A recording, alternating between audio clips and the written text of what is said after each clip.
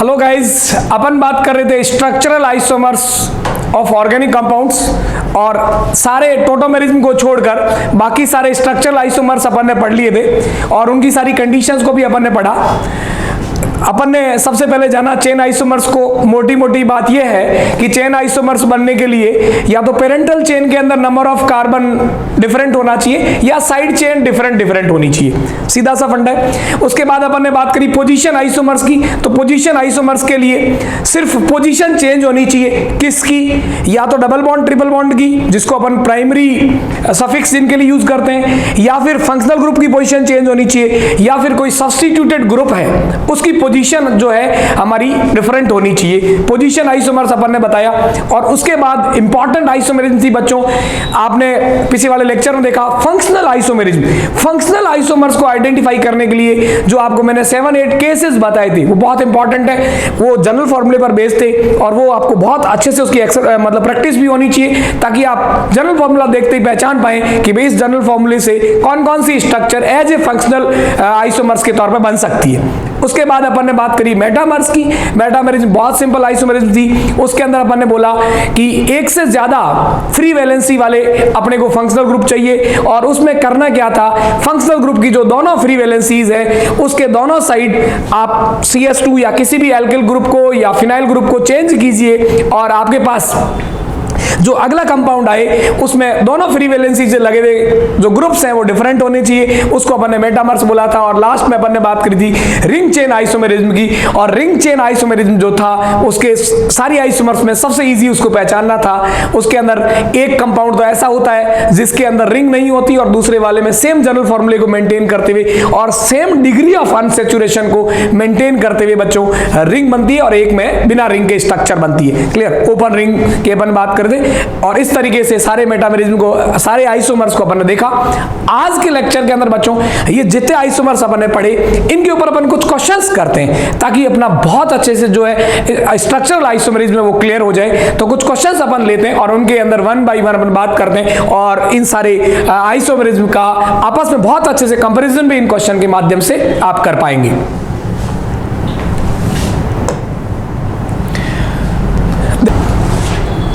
हाँ जी बच्चों, तो इसके अंदर मैंने आपको बोला कि सबसे पहले 2 चीजें चेक करनी होती है कि आप जनरल फॉर्मूले को पहचान पाए। एक तो कि इससे कौन कौन से फंक्शनल ग्रुप बन सकते हैं और फंक्शनल ग्रुप के लिए आपको जनरल फॉर्मूला पता होना चाहिए। मैं थोड़ा सा यहाँ पर इस क्वेश्चन को स्टार्ट करने से पहले एक छोटी सी बेसिक बात बताता हूँ। सबसे पहले तो आप जैसे इस क्वेश्चन का जनरल फॉर्मूला था वो इसको फॉलो कर रहा था CnH2n+2 और O। इससे अपने को ये चीज जज हो जाएगी कि इस फॉर्मूले से कौन कौन से फंक्शनल ग्रुप बनने वाले, ताकि उस फंक्शनल ग्रुप की जितनी पॉसिबिलिटीज होगी स्ट्रक्चर चेंजेस की वो सारी अपन बना पाए।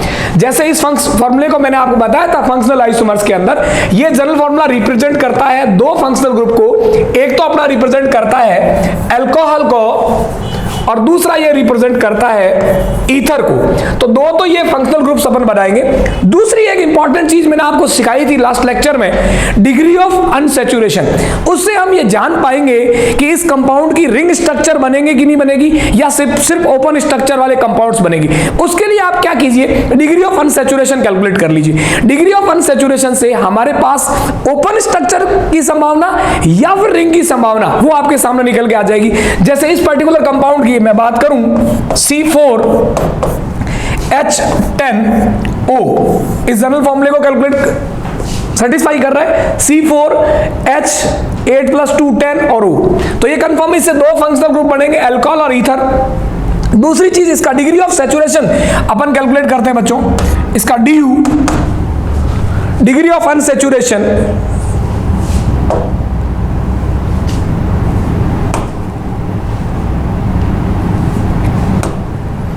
तो देखिएगा डिग्री ऑफ अनसैचुरेशन के लिए आपको फॉर्मूला था नंबर ऑफ कार्बन +1, कार्बन यहां पर 4 है, +1 5 minus number of hydrogen 10 plus number of halogen atom minus number of nitrogen जो कि यहां पर है नहीं। क्लियर? तो माइनस और प्लस सारा 0/2, तो ये आपके पास आ गया 5 5 - 5 मतलब जीरो। इसका मतलब इस कंपाउंड का डिग्री ऑफ अनसैचुरेशन जीरो है। इसका मतलब इसमें से कोई भी एल्कीन, कोई एल्काइन ट्राई नहीं होगा, प्लस कोई भी साइक्लिक स्ट्रक्चर नहीं बनेगी, सिर्फ ओपन स्ट्रक्चर वाले बनेंगे। और ये जो आपका ग्रुप है ऑक्सीजन के अलावा, ये एल्किल ग्रुप है, इसके अंदर कोई भी अनसैचुरेशन नहीं होगा। तो मतलब सिर्फ एल्किल ग्रुप के तौर पर एल्किल स्ट्रक्चर को मेंटेन करते हुए सारे अल्कोहल और ईथर बना रहे हैं। दो चीजें आपको चेक करनी है, एक तो हमेशा निकाला डिग्री ऑफ अनसैचुरेशन, और दूसरा हमारे को पता करना है कि इस जनरल फॉर्मूले से कौन कौन से आपके फंक्शनल ग्रुप बन सकते हैं। क्लियर बच्चों? अब क्वेश्चन पर आते हैं। देखिएगा C4H10O हमने पता किया जनरल फॉर्मूले से कि इससे बनेगा अल्कोहल और ईथर, और दूसरा इसके अंदर कोई भी डबल बॉन्ड और ट्रिपल बॉन्ड और कोई भी क्लोज रिंग नहीं बनेगी, ये अपने को बहुत अच्छे से पता है। अब आ जाएगा, अब आपको बनाना, इसके लिए आइसोमर्स बनाना बहुत आसान हो जाएगा। सबसे पहले अल्कोहल ट्राई करते हैं, दो होंगे अल्कोहल और ईथर। अल्कोहल सबसे पहला मैंने आइसोमर बनाया, सिंपल, सबसे ज्यादा नंबर ऑफ कार्बन एटम से आप ट्राई कीजिए और धीरे धीरे कार्बन एटम की जो चेन है वो कम करते रहिए। ये सब प्रैक्टिस की बात होती है। आपके पास नंबर ऑफ कार्बन है 4, आपने लगा दिया OH, एक अल्कोहल आपका ये बना। दूसरा आपके पास इसी नंबर ऑफ कार्बन एटम की रिंग को मेंटेन करते हुए कार्बन की रिंग को आप OH की पोजीशन चेंज कर दीजिए, 1 2 3 4, और आपने यहां पर एक OH लगा दिया। क्लियर? दूसरा ये हुआ आपके पास। तीसरा, अब देखिए कि अगर आप इस OH को और फर्दर शिफ्ट कर दें, आपके दिमाग में ऐसा आ सकता है कि इस OH को अपन फर्दर शिफ्ट कर दें तो वो यही कंपाउंड बनेगा, क्योंकि आप देखिएगा इसका आप IUPAC नाम लेंगे, लॉन्गेस्ट चेन सेलेक्ट करेंगे, नंबरिंग उधर से करेंगे जिधर से फंक्शनल ग्रुप को मिनिमम नंबर मिले, यहां पर आप 1 2, और अगर OH को आप बच्चों यहां शिफ्ट कर देते हैं, नंबरिंग इधर से हो जाएगी, 1 2 पे आएगा, वो सेम कंपाउंड होगा, उसमें कोई डिफरेंस नहीं होगा। तो OH को आप फर्दर शिफ्ट नहीं कर सकते, यानी आपने 4 कार्बन की रिंग के साथ ये 2 अल्कोहल आपने बनाए। क्लियर? और पहले अपन सारे अल्कोहल ट्राई कर लेते हैं। अपन एक मैथिल ग्रुप को सब्स्टिट्यूटेड ग्रुप के तौर पर ले लेते हैं और ये अल्कोहल हुआ।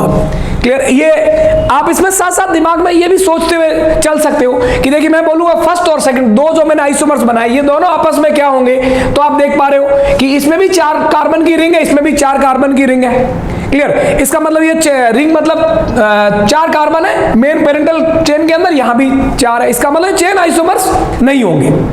क्लियर? लेकिन यहां पर फंक्शनल ग्रुप की पोजीशन नंबर 1 कार्बन के ऊपर है और यहां नंबर 2 पर है। इसका मतलब ये दोनों अगर मेरे से पूछे फर्स्ट और सेकंड आपस में क्या होंगे, तो मैं बोलूंगा पोजीशन आइसोमर्स, क्योंकि फंक्शनल ग्रुप की पोजीशन जो है 1 से शिफ्ट होगी 2 के ऊपर। अब मैं बात करता हूं बच्चों सेकंड और थर्ड की। सेकंड और थर्ड आपस में क्या होंगे, तो देखिएगा यहां पर एक इंपॉर्टेंट बात जो मैं आपको बताने वाला हूं वो ये कि जब आपको कभी भी एक से ज्यादा आइसोमेरिज्म की संभावना नजर आए, ये नजर आए कि ये एक से ज्यादा टाइप के हो सकते हैं, तो एक बात हमेशा ध्यान रखिएगा, इन सारे आइसोमर्स का एक सीनियरिटी ऑर्डर होता है कि अगर आपको एक पोजीशन भी नजर आ रहा है और एक चेन आइसोमर भी नजर आ रहा है, तो आपको किसको ज्यादा प्रायोरिटी देनी है। इसके लिए एक प्रायोरिटी ऑर्डर होता है, और प्रायोरिटी ऑर्डर होता है सबसे ज्यादा प्रायोरिटी आपको देना होता है रिंग चेन आइसोमेरिज्म को, उसके बाद में आपको प्रायोरिटी देना होता है फंक्शनल आइसोमेरिज्म को, और उसके बाद आपको प्रायोरिटी देना होता है मेटामर्स को, उसके बाद आपको प्रायोरिटी देना होता है चेन आइसोमर्स को, और सबसे कम प्रायोरिटी देना होता है पोजीशन आइसोमर्स को। ये प्रायोरिटी ऑर्डर होता है, और बेटा ये बहुत इंपॉर्टेंट है, इसको आप हमेशा ध्यान रखिएगा कि जब भी आपके दिमाग में ऐसा हो कि कोई 2 आइसोमर्स है जो आपस में आपको 2 नजर आ रहे हैं, मतलब पोजीशन भी नजर आ रहा है प्लस चेन भी नजर आ रहा है, तो इस सीक्वेंस को आप यूज कीजिएगा। उसमें प्रायोरिटी उनको वो फंक्शनल आइसोमर्स बोलिए जो जिसकी प्रायोरिटी ज्यादा है। जैसे फॉर एग्जांपल मेरे दिमाग में ये बात आ गई कि देखिएगा इसमें OH की जो पोजीशन है नंबर 2 पर है, और अगर यहां पर मैं इसका अगर IUPAC नाम लेता हूं तो यह number of chain carbon atom in the chain बात करूं पेरेंटल चेन, तो यहां पर 4 है, यहां पर 3 है। क्लियर? और ये अल्कोहल यहां पर 1 पर है, यहां पर अल्कोहल 2 पर है। ठीक है? तो आप जब बात चेन की कर रहे हैं पोजीशन को बिल्कुल दिमाग में नहीं लाएंगे, क्योंकि आप देख पा रहे हैं चेन और पोजीशन के अंदर जो प्रायोरिटी ज्यादा दी गई है वो चेन आइसोमेरिज्म की दी गई, तो डेफिनेटली ये दोनों आपस में चेन आइसोमर्स होंगे। क्लियर? ये चीज आपको बहुत अच्छे से पता होनी चाहिए।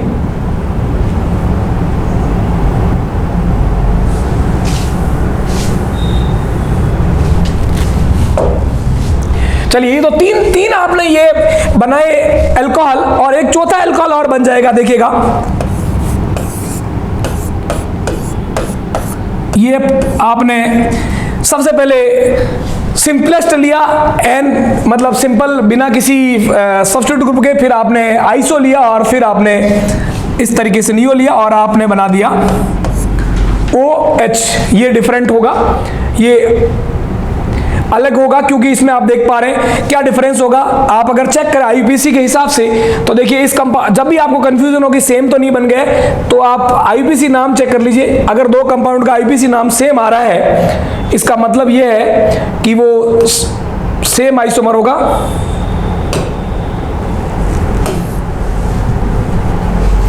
इसके अंदर अपन लॉन्गेस्ट चेन लें तो ये होगी, और इसके अंदर भी ये थी। यहां पर क्या है, देखिए OH भी, इन दोनों को मैं कंपेयर करूं थर्ड और फोर्थ को, तो देखिए 3 कार्बन की चेन, और यहां भी 3 कार्बन की चेन।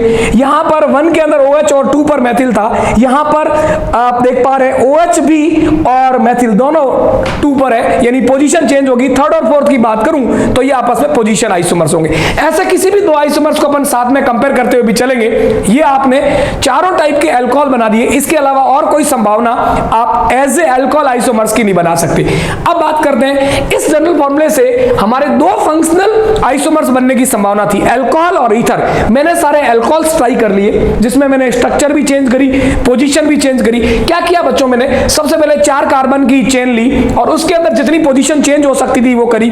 फिर मैंने बच्चों 3 कार्बन की चेन ली, और उसमें जितनी पोजीशन चेंज हो सकती थी आइदर फंक्शनल ग्रुप की, और जो मेरे पास एक सब्स्टिट्यूट ग्रुप निकल के आया मैथिल, इन दोनों की जो जो चेंज हो सकती थी मैंने किया, और 4 अल्कोहल बने। अब बात करते हैं बच्चों ईथर की, तो देखिएगा इसी जनरल फॉर्मूले से हम कितने ईथर बना सकते हैं उसकी बात करते हैं। तो सबसे पहले देखिएगा नंबर 1,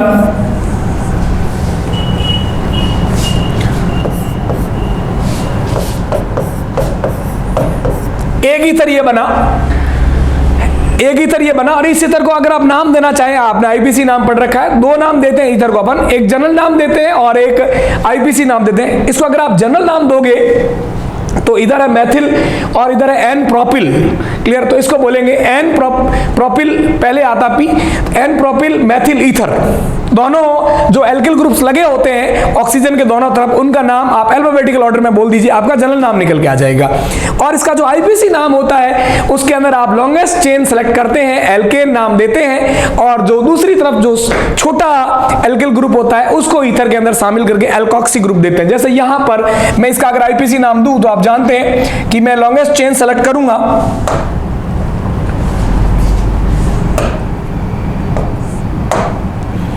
तो ये मैंने चेन सेलेक्ट करी और ये मेरे पास एल्कोक्सी के रूप में रह गया।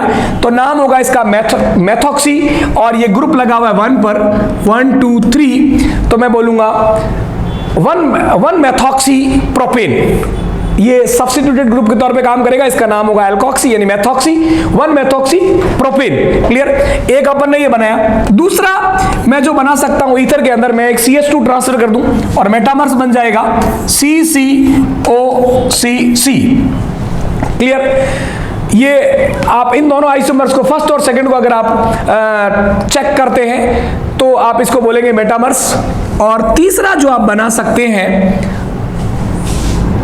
C फर्स्ट वाले के अंदर पोजीशन आप चेंज कर दें, ये है, क्लियर।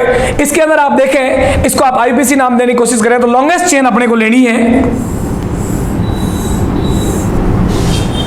लॉन्गेस्ट चेन आपको लेनी है, और ये आपने लिया और इसमें नंबरिंग करेंगे आप 1 2 3, तो इसको आप बोलोगे 2 मेथोक्सी प्रोपेन, और ये था आपका 1 मेथोक्सी प्रोपेन।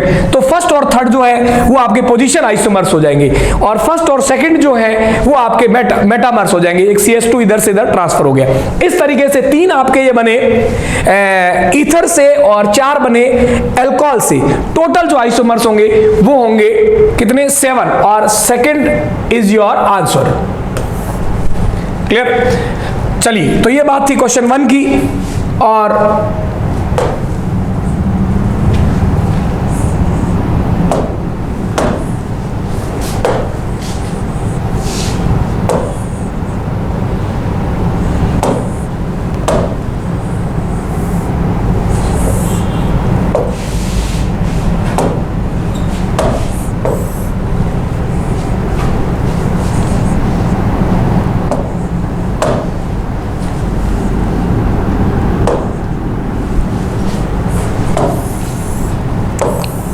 देखिएगा नेक्स्ट क्वेश्चन नंबर 2,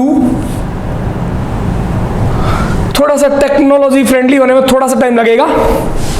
नेक्स्ट देखिएगा, नेक्स्ट क्वेश्चन है C5H8 में पॉसिबल नंबर ऑफ एल्काइंस, आपको बोला पॉसिबल नंबर ऑफ एल्काइंस। तो देखिएगा इस फॉर्मूले का आप सबसे पहले मैंने आपको बोला डिग्री ऑफ अनसैचुरेशन आपको निकालना है। डिग्री ऑफ अनसैचुरेशन से आप ये जान पाएंगे कि इसके अंदर डिग्री ऑफ अनसैचुरेशन से पाई बॉन्ड की संख्या निकल के आ जाएगी, प्लस रिंग वाले बनेंगे या नहीं बनेंगे ये आप चेक कर पाओगे। देखिएगा कई सारे क्वेश्चन मैंने आज के इस डिस्कशन के अंदर रखे हैं, बहुत क्लियरली इसको आप पहचान पाओगे। सबसे पहला काम है डिग्री ऑफ अनसैचुरेशन निकालना, ठीक है। और अगर कोई फंक्शनल ग्रुप की पॉसिबिलिटी है तो ये जज करना कि इससे कौन कौन से फंक्शनल ग्रुप अपने बन सकते हैं। देखिए यहां पर डिग्री ऑफ अनसैचुरेशन की बच्चों बात करते हैं DU, degree of unsaturation, number of carbon +1, 5 और 1 6 minus number of hydrogen 8 minus plus में कुछ और है नहीं, +0 -0 हेलोजन और आपके नाइट्रोजन एटम है ही नहीं, 0/2 करोगे 4, तो डिग्री ऑफ अनसैचुरेशन आया 2। बच्चों डिग्री ऑफ अनसैचुरेशन 2 है और आपको एल्काइंस बनाने हैं, और एल्काइंस में आप सभी बहुत अच्छे से जानते हैं बच्चों, एल्काइन कोई भी बनाओगे तो आपको इसके अंदर 2 पाई बॉन्ड चाहिए, इसी का ही डिग्री ऑफ अनसैचुरेशन हो जाएगा। अब इसी से डिग्री ऑफ अनसैचुरेशन 2 हो गया, आपके पास और डिग्री ऑफ अनसैचुरेशन अवेलेबल ही नहीं है। अब एल्काइन के साथ अगर आप रिंग भी बनाने की सोचते हैं तो डिग्री ऑफ अनसैचुरेशन 4 हो जाएगा, और 3 डिग्री ऑफ अनसैचुरेशन आपको मेंटेन रखनी है। और अगर आप रिंग बनाते हो समझिएगा तो एक तो डिग्री ऑफ अनसैचुरेशन रिंग का आ जाएगा, ठीक है, और रिंग के बाद आपको टोटल डिग्री ऑफ अनसैचुरेशन 2 ही बनाना है, तो दूसरा जो है सिर्फ एक आप डबल बॉन्ड लगा सकते हो। इससे आपका साइक्लिक एल्कीन तो बन सकता है लेकिन साइक्लिक एल्काइन नहीं बन सकता बच्चों, क्योंकि साइक्लिक एल्काइन अगर आप बनाओगे तो इसके लिए डिग्री ऑफ अनसैचुरेशन आप 2 के अंदर तो पॉसिबल नहीं है। क्लियर? तो डिग्री ऑफ अनसैचुरेशन 3 होता तो मैं ट्राई करता कि देखो यहां से 2 डिग्री ऑफ अनसैचुरेशन आ गया, एक साइक्लिक का साइड में चेंज करके करते। वैसे कभी भी साइक्लिक रिंग के अंदर कभी भी ट्रिपल बॉन्ड पॉसिबल नहीं है, क्योंकि आप बहुत अच्छे से जानते हैं ऐसा आप नहीं कर पाओगे, ठीक है। तो मैंने बोला कि तो डिग्री ऑफ अनसैचुरेशन इस कंपाउंड का निकाला, डिग्री ऑफ अनसैचुरेशन आपके पास 2 है। अब अपन बात करते हैं फर्दर कि कितने एल्काइंस बना सकते हैं। कार्बन कितने? 5। तो देखिएगा सबसे पहला मैं बनाता हूं, मैंने आपको बोला सबसे पहले लॉन्गेस्ट चेन के अंदर आप जितने बना सकते हो बनाइए, फिर धीरे धीरे चेन की संख्या जो पेरेंटल कार्बन चेन में जो सेलेक्ट होती है आईपीसी नाम में, उसकी संख्या कम करते हुए सारे पॉसिबिलिटीज जो है वो बेटा अपने को प्लान करनी। अपने पास 4 और ये 5 का हुआ, जिसमें एल्काइन जो है नंबर 1 पर है, इसको मैं बोलूंगा 1 पेंटाइन, ठीक है। नंबर 1 के ऊपर आपका ट्रिपल बॉन्ड लगा हुआ है। इसी 5 मेंबर की रिंग को मेंटेन करते हुए बच्चों क्या मैं एक और एल्काइन बना सकता हूं? बिल्कुल, इसकी पोजीशन चेंज कर दूं। तो दूसरा मैं पोजीशन आइसोमर बना रहा हूं इसका 1 2 3, यहां पर मैंने ट्रिपल बॉन्ड लगा दिया और यहां पर इसको मैं बोलूंगा 2 पेंटाइन। इसके अंदर जो ट्रिपल बॉन्ड की पोजीशन है मैंने नंबर 2 पर कर दी। क्लियर? ये दूसरा इसका आइसोमर बन गया। अब देखिए बच्चों, क्या मैं इसको तीसरे, ये 5 मेंबर की रिंग को रखते हुए क्या इसको तीसरे नंबर पे लेके जा सकता हूं? दिमाग में विचार आ सकता है, सोच लीजिए एक सेकंड के लिए। इधर ले आओगे तो अपने को क्या करना होता है, जो भी फंक्शनल ग्रुप है सबसे पहले प्रायोरिटी फंक्शनल ग्रुप को देते हैं, ठीक है। यहां केवल डबल बॉन्ड ट्रिपल बॉन्ड ये प्राइमरी सफिक्स वाले, ठीक है। तो उसका नंबरिंग कम पड़ना चाहिए। अगर मैं इसको यहां से ले आऊंगा तो अपन नंबरिंग इधर से कर देंगे। फिलहाल नंबरिंग इधर से कर रहे हैं, 1 2 पे आ रहा है। ट्रिपल बॉन्ड अगर मैं यहां शिफ्ट कर देता हूं बच्चों, अगर गलती से मैं इधर ट्रिपल बॉन्ड शिफ्ट कर देता हूं, ठीक है, तो मेरे पास नंबरिंग इधर से आ जाएगी 1 2, ठीक है। तो उस कंडीशन में भी सेम ही नाम होगा, इसलिए ये अलग कंपाउंड नहीं है, सेम ही कंपाउंड होगा।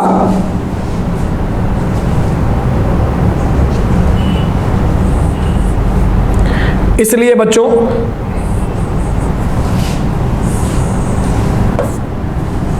यहां पर इसको फर्दर और मैं शिफ्ट नहीं कर सकता।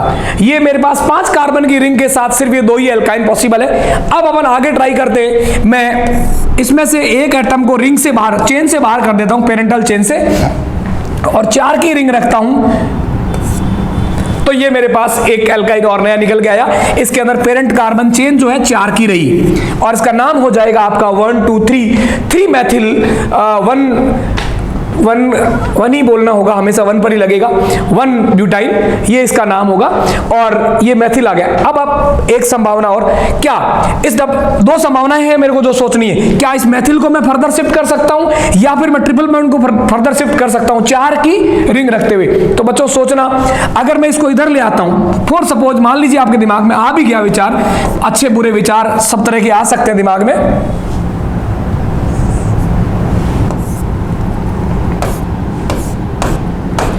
ये मेरे पास जो रिंग है 4 मेंबर की है, और मैंने क्या किया, इस ट्रिपल बॉन्ड को यहां प्लान किया एक बार मेथिल को बिना चेंज किए, तो भी आप देखेंगे नहीं हो पा रहा, क्योंकि कार्बन की यहां पर वैलेंसी 5 होगी, लग नहीं सकता। या फिर मैं बात करूं कि ये ट्रिपल बॉन्ड तो इसमें यहां नहीं आ सकता, अगर मैं बात करूं मेथाइल शिफ्ट करने की तो सेम सिनेरियो हो जाएगा। जैसे मैं ट्रिपल बॉन्ड शिफ्ट ना करूं बच्चों, ये कार्बन है और ट्रिपल बॉन्ड को अपनी जगह रखने देता हूं, मैं मेथिल को अगर इधर शिफ्ट करने की प्रयास करता हूं तो भी बच्चों सेम सिनेरियो आ जाएगा।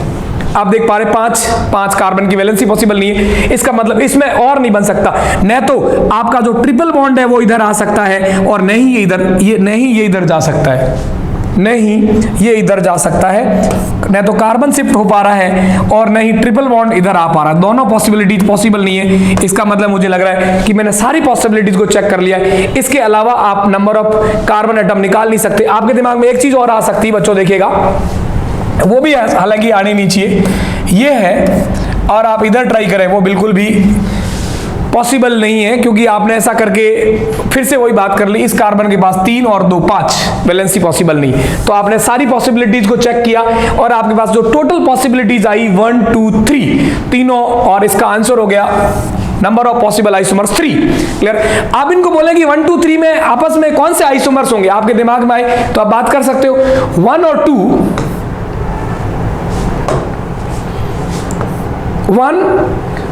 1 और जो 2 है, फर्स्ट और सेकंड, इनको आप देखें तो इसके अंदर पेरेंटल कार्बन चेन 5 है, यहां पर भी 5 मेंबर की है, 5 मेंबर की है, ठीक है, लेकिन पोजीशन यहां पर 1 पर है और यहां पोजीशन 2 पर है, तो ये दोनों पोजीशन आइसोमर्स होंगे पीआई।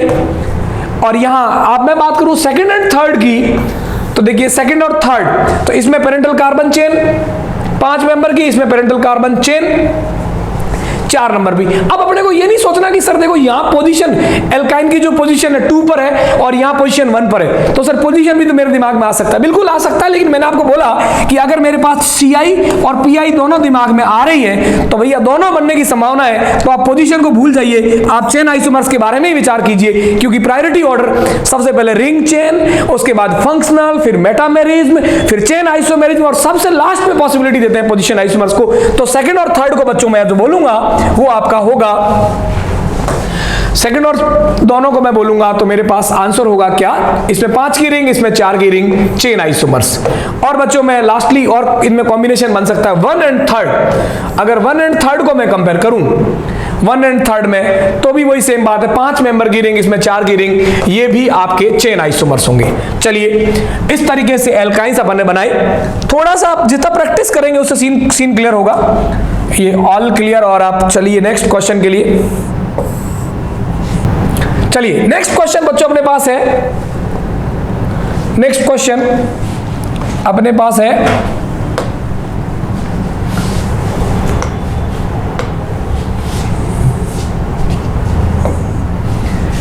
मोनोब्रोमो डाइक्लोरोबेंजीन, अपने पास कंपाउंड है मोनोब्रोमो डाइक्लोरोबेंजीन। तो देखिएगा सबसे पहले अपन ने बेंजीन बनाया,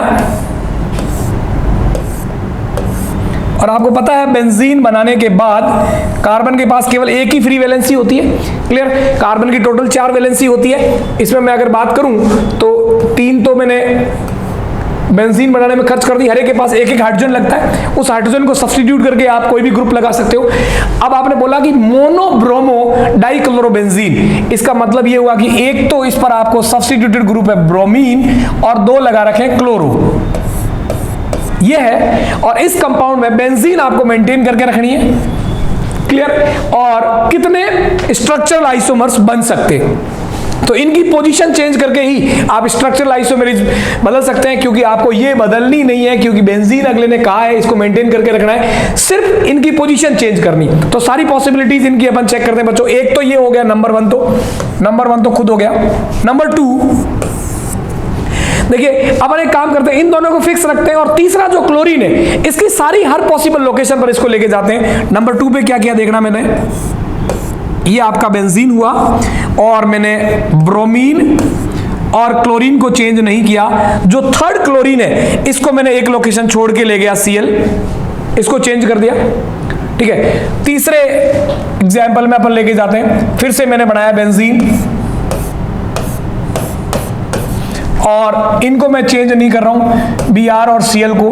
क्या मैं इस क्लोरीन को और किसी लोकेशन पे लेके जा सकता हूं? बिल्कुल। अगला मैं इस लोकेशन पे लेके गया,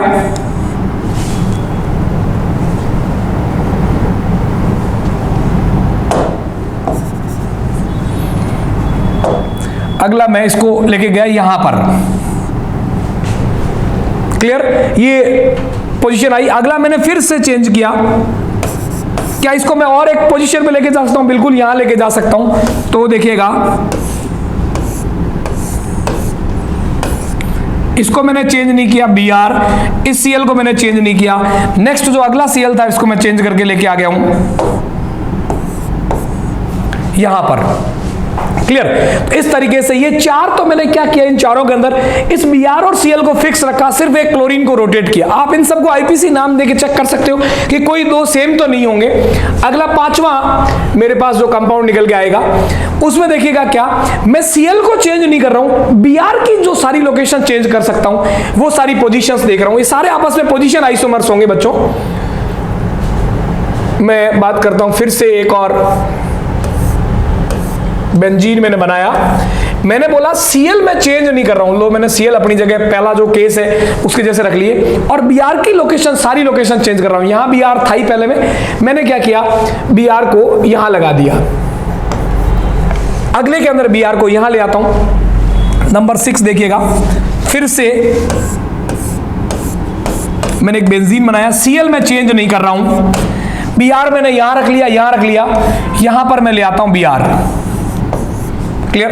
अगली एक और पॉसिबिलिटी है कि Br मैं यहां ले जाऊं और Br यहां ले आऊं, यानी 2 Cl और बगल में एक Br, 2 Cl और बगल में एक Br, ये तो केस फर्स्ट ही बन जाएगा। अगर सातवां आप ट्राई करते, देखिए सातवां मैंने ट्राई किया, ये मैंने बेंजीन बनाया और इसके अंदर यहां पर आपका Cl और ये Br, आप देखें तो 7 और फर्स्ट सेम है, क्योंकि जब मैं नंबरिंग करूंगा तो मैं नंबरिंग करने में, रिंग के ऊपर नंबरिंग करने में सिस्टम ये होता है कि अगर सारे फंक्शनल ग्रुप हैं, सेम पोजीशन सबको मिल रही है, तो जिसका अल्फाबेटिकल ऑर्डर छोटा था वहां से स्टार्ट करना, यहां 1 2 3 स्टार्ट करेंगे रिंग के अंदर, और यहां पर भी इसमें भी Br से आप स्टार्ट करेंगे तो 1 2 3, मतलब आपके पास क्या आ जाएगा, 1 ब्रोमो 2 3 डाइक्लोरोबेंजीन। यहां पर भी क्या होगा, 1 ब्रोमो 2 3 डाइक्लोरोबेंजीन। तो first and 7 are the same, और दो कंपाउंड के आईपीसी नेम अगर सेम है तो कभी भी आइसोमर्स नहीं हो सकते, इसलिए सातवां नहीं बनेगा भाई, इसको मिटाने का राइट है अपने को।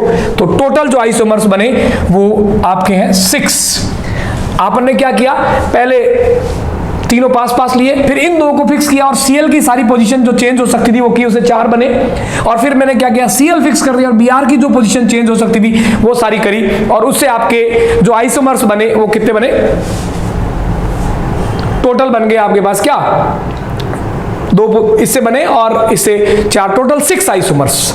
चलिए नेक्स्ट क्वेश्चन की अपन बात करते हैं, ऑल क्लियर। नेक्स्ट क्वेश्चन बच्चों आपके पास जो 4th क्वेश्चन है, इसको ध्यान से देखिएगा। क्वेश्चन नंबर 4, कुछ कंपाउंड्स आपस में दिए और आपको बोला कि इनमें से कौन सा जो प्रेजेंटेशन सामने दिया हुआ कि ये 2 कंपाउंड दिए और ये चेन आइसोमर शो करेगा, कौन सा कॉम्बिनेशन सही है, सही रिलेशन को अपने को फाइंड आउट करना है, सही रिलेशन को फाइंड आउट करना है।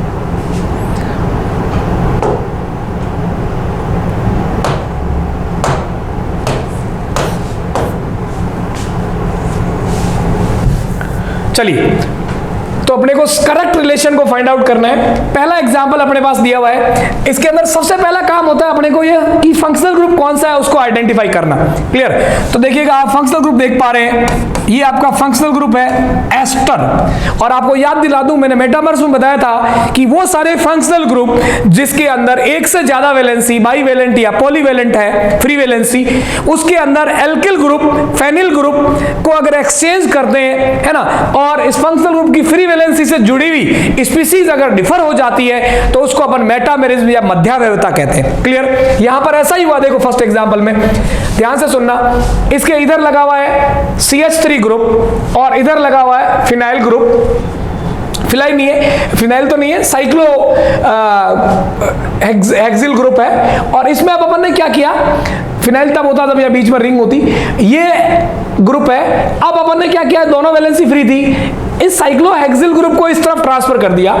क्लियर? इसमें से एक CH2 निकाला और इस तरफ ट्रांसफर कर दिया, तो साइक्लो हेक्सिल था वो तो साइक्लो पेंटिल रह गया और एक CH2 इधर चला गया, तो जो मिथाइल ग्रुप था वो इथाइल में कन्वर्ट हो गया। इसका मतलब क्या हुआ, इससे पहले मेरे पास लगा हुआ था साइक्लो हेक्सिल ग्रुप, ध्यान से समझना। क्लियर? इसमें से मैंने एक CH2, 5 मेंबर की रिंग निकाल दी, एक CH2 निकल गया और एक CH2 इधर, पहले CH3 है तो मेरे पास फिलहाल इसकी तरफ क्या लगा हुआ, एस्टर के एक तरफ लगा हुआ मैथिल और एक तरफ लगा हुआ साइक्लोहेक्सिल। मैंने चेंज मारा और देखिए क्या हुआ, देखो C डबल बॉन्ड हो, इधर हो गया C2H5 यानी CH2 उधर चला गया और इधर आपके पास रह गया साइक्लोपेंटिल ग्रुप, साइक्लोपेंटाइल ग्रुप, और एक CH2 इधर से इधर ट्रांसफर हो गया। तो अब इन दोनों कंपाउंड में, कंपाउंड ये फर्स्ट और सेकंड में क्या डिफरेंस है, यहां जुड़े हुए जो ग्रुप्स हैं फ्री वैलेंसी से वो चेंज हो गए और अब ये दोनों आपके जो हैं वो क्या होंगे, पोजीशन सॉरी मेटामर्स होंगे, है ना। मैंने बोला फ्री वैलेंसी से अगर CH2 ट्रांसफर हो जाता है तो इनको अपन बोलेंगे मेटामर्स। अब देखिएगा एक चीज आपके यहां दिमाग में आ सकती है बच्चों, क्या आ सकती है कि सर अगर हम चेन के हिसाब से सोचें, चेन के हिसाब से सोचें तो देखिए यहां पर आप चेन सेलेक्ट करेंगे, इधर से 6 मेंबर की है और अगले एग्जांपल में 5 मेंबर की है, तो आपके दिमाग में बिल्कुल आना लाजमी है कि आपके अंदर यहां चेन आइसोमर्स भी आपको नजर आ सकता है। लेकिन जैसे ही ऐसा हो, आपको ये चेन आइसोमर्स भी नजर आ रहा मान लो और मेटामर्स भी नजर आ रहा है, तो अपने को क्या याद करना है, प्रायोरिटी ऑर्डर। फिर से रिकॉल कराता हूं, ring chain isomers, functional isomers, then metamers, then chain isomers और सबसे लास्ट में पोजीशन आइसोमर्स।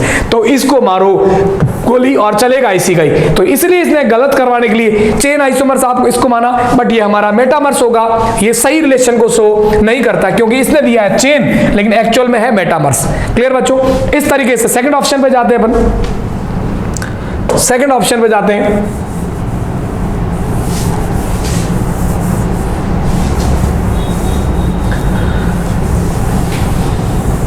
क्लियर?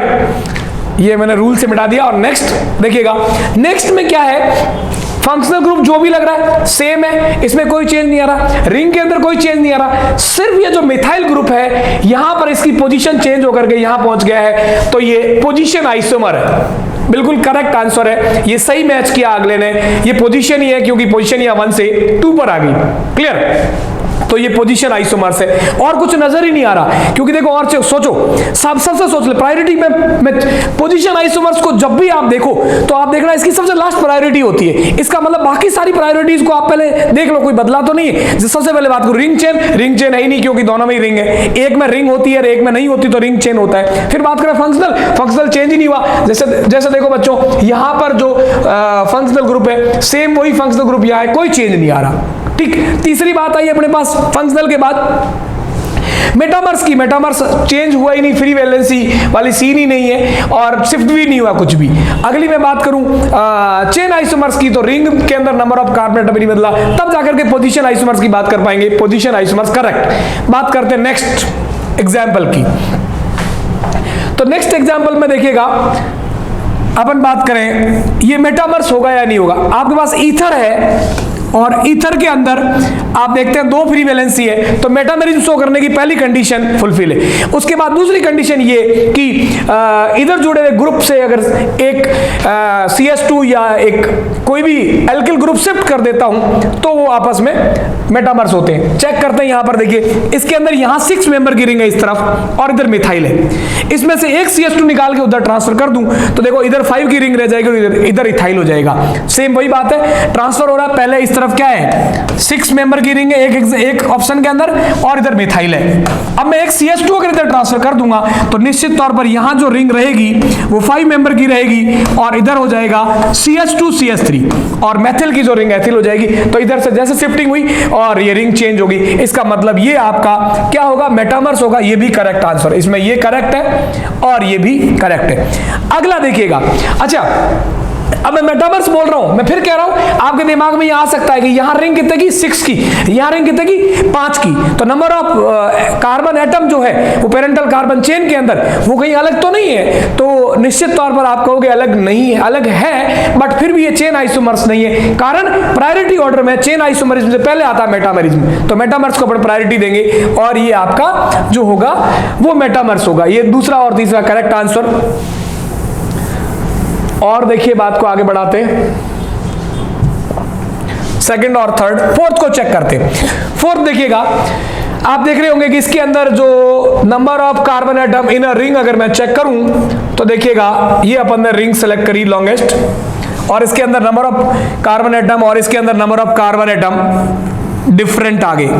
इसमें नंबर ऑफ कार्बन एटम देखिए 1 2 3 4 5, इसके अंदर 1 2 3 4 5 6, और आपने सीधा बोल दिया कि number of carbon atom ring के अंदर अलग है तो वो चेन आइसोमर्स होगा। बट बेटा पहली चीज आइसोमर्स तो होगा कि नहीं होगा, कहीं ऐसा तो नहीं है कि दोनों का जनरल फॉर्मूला ही सेम है, total number of carbon atom और हाइड्रोजन एटम सेम होना चाहिए। आप चेक कर लीजिए यहां है क्या 1 2 3 4 5 6 7, टोटल एटम है 7, यहां पर 1 2 3 4 5 6 7 और 8। इसका मतलब मजेदार बात ये चेन आइसोमर्स हो जाता, बट दोनों कंपाउंड के अंदर number of carbon atom he different है। इसका मतलब ये हुआ बच्चों ये आइसोमर ही नहीं होंगे, इनका जनरल फॉर्मूला सेम हो ही नहीं सकता। एक में C7 है और एक में C8 है, तो किसी भी कंडीशन में जनरल फॉर्मूला सेम नहीं हो सकता। इसका मतलब ये तो आइसोमर ही नहीं होगा, ये आइसोमर ही नहीं होगा, ये चेन आइसोमर नहीं होगा, ये भी Mi होगा, ये Pi होगा, ये आपस में Mi होंगे, और ये कोई सा भी आइसोमर नहीं होगा। तो अपना आंसर आ गया सेकंड एंड थर्ड। चलिए बच्चों इसको ऑल क्लियर अपन कर देते हैं, और नेक्स्ट क्वेश्चन अपन लेके चलते हैं। Next question number 5। चलिए बच्चों क्वेश्चन क्या कह रहा है 5th,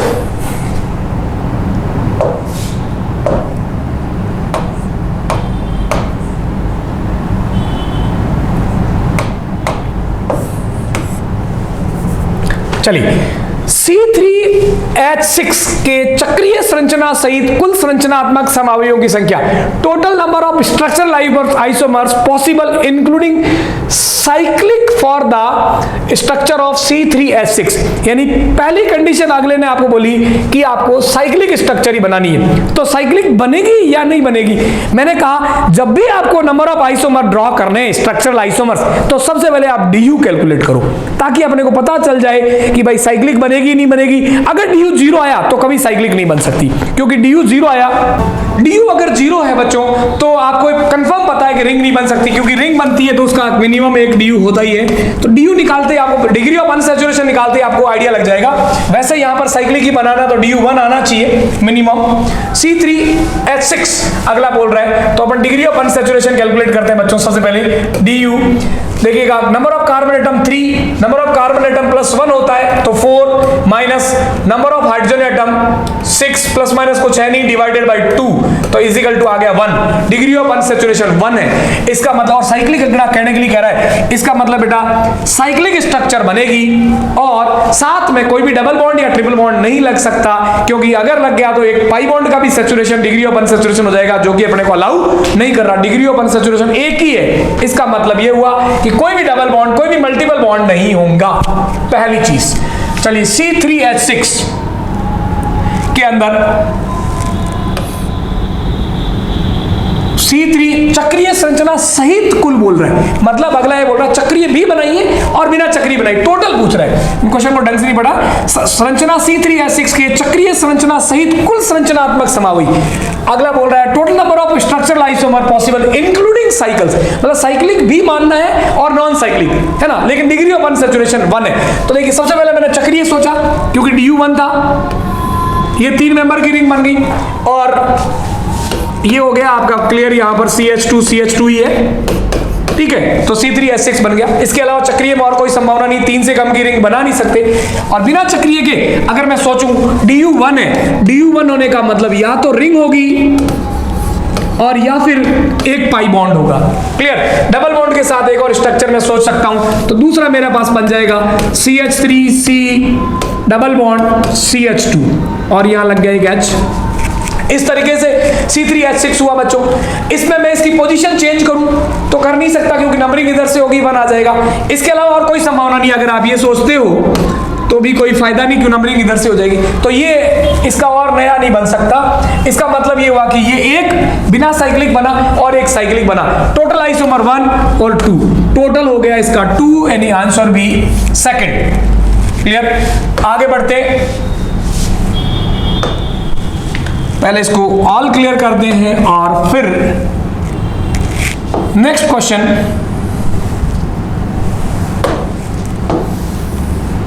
क्वेश्चन नंबर 6,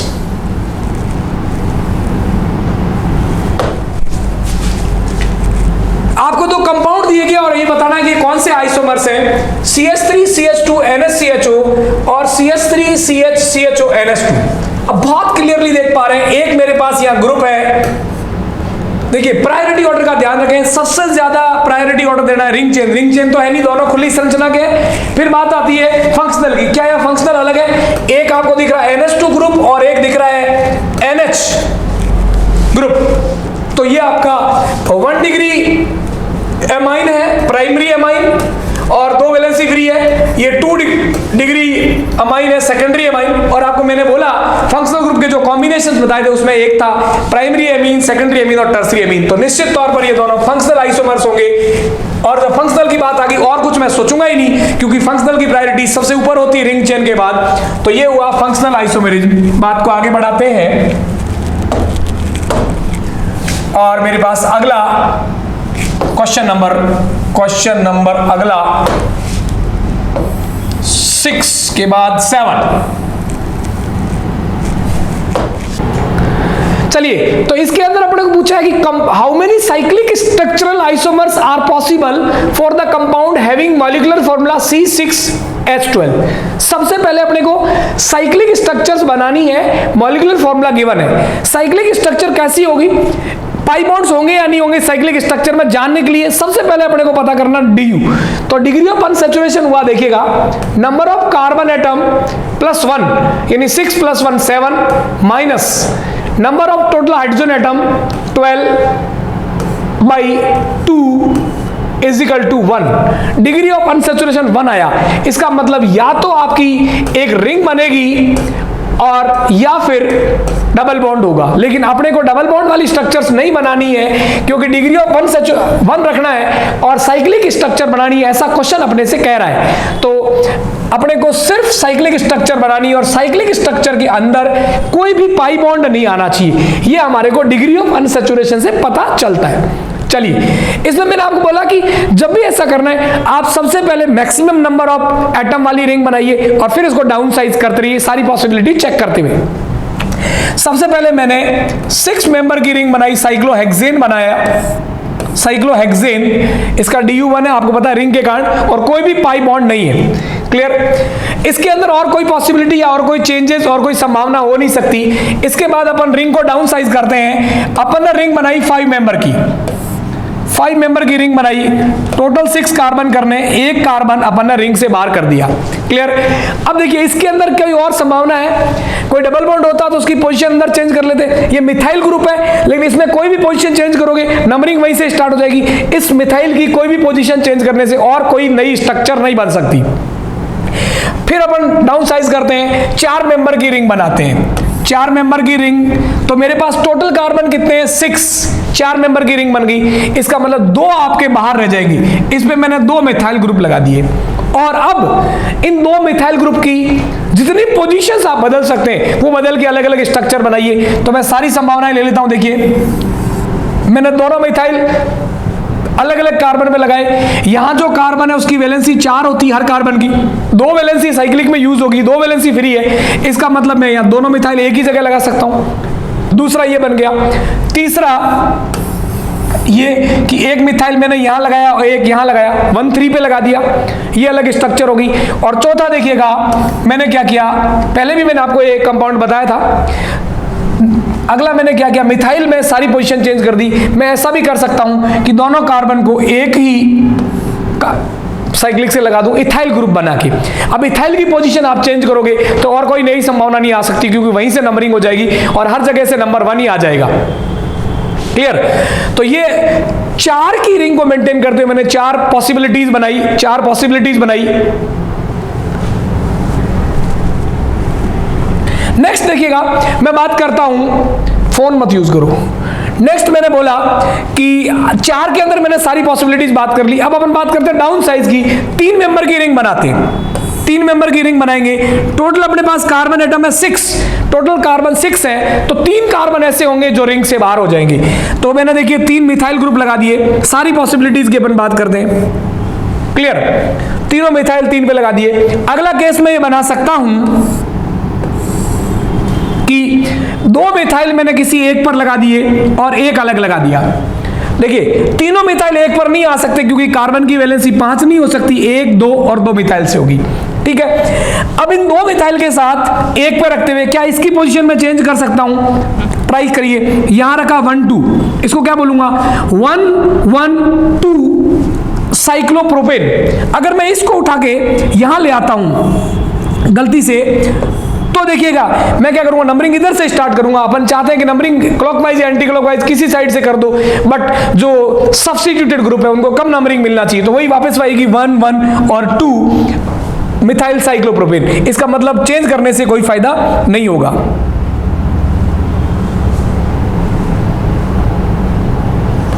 तो देखिए दोबारा बना देते इसको। इसका मतलब ये हुआ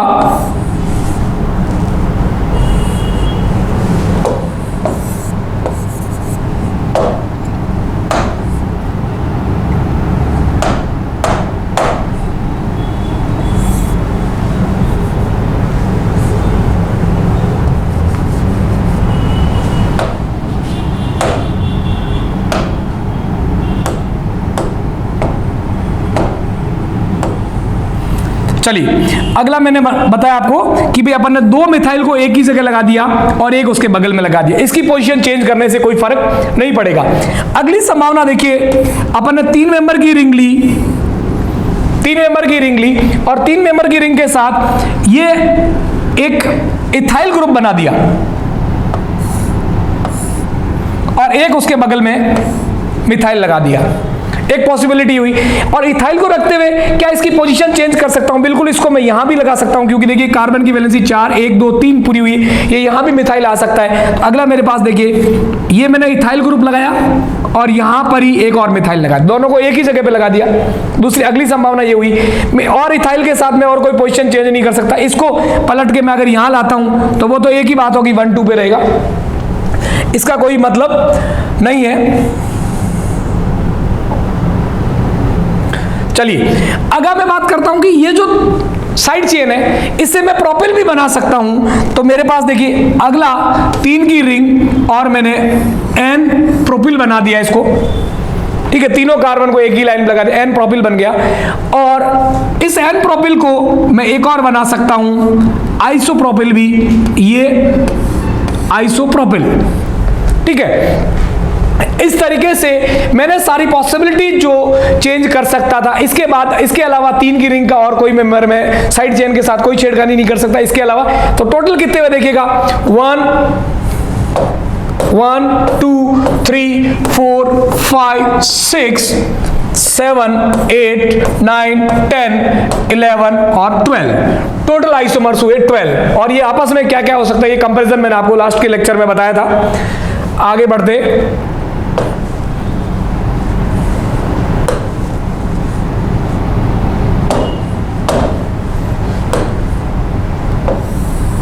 क्वेश्चन नंबर 8।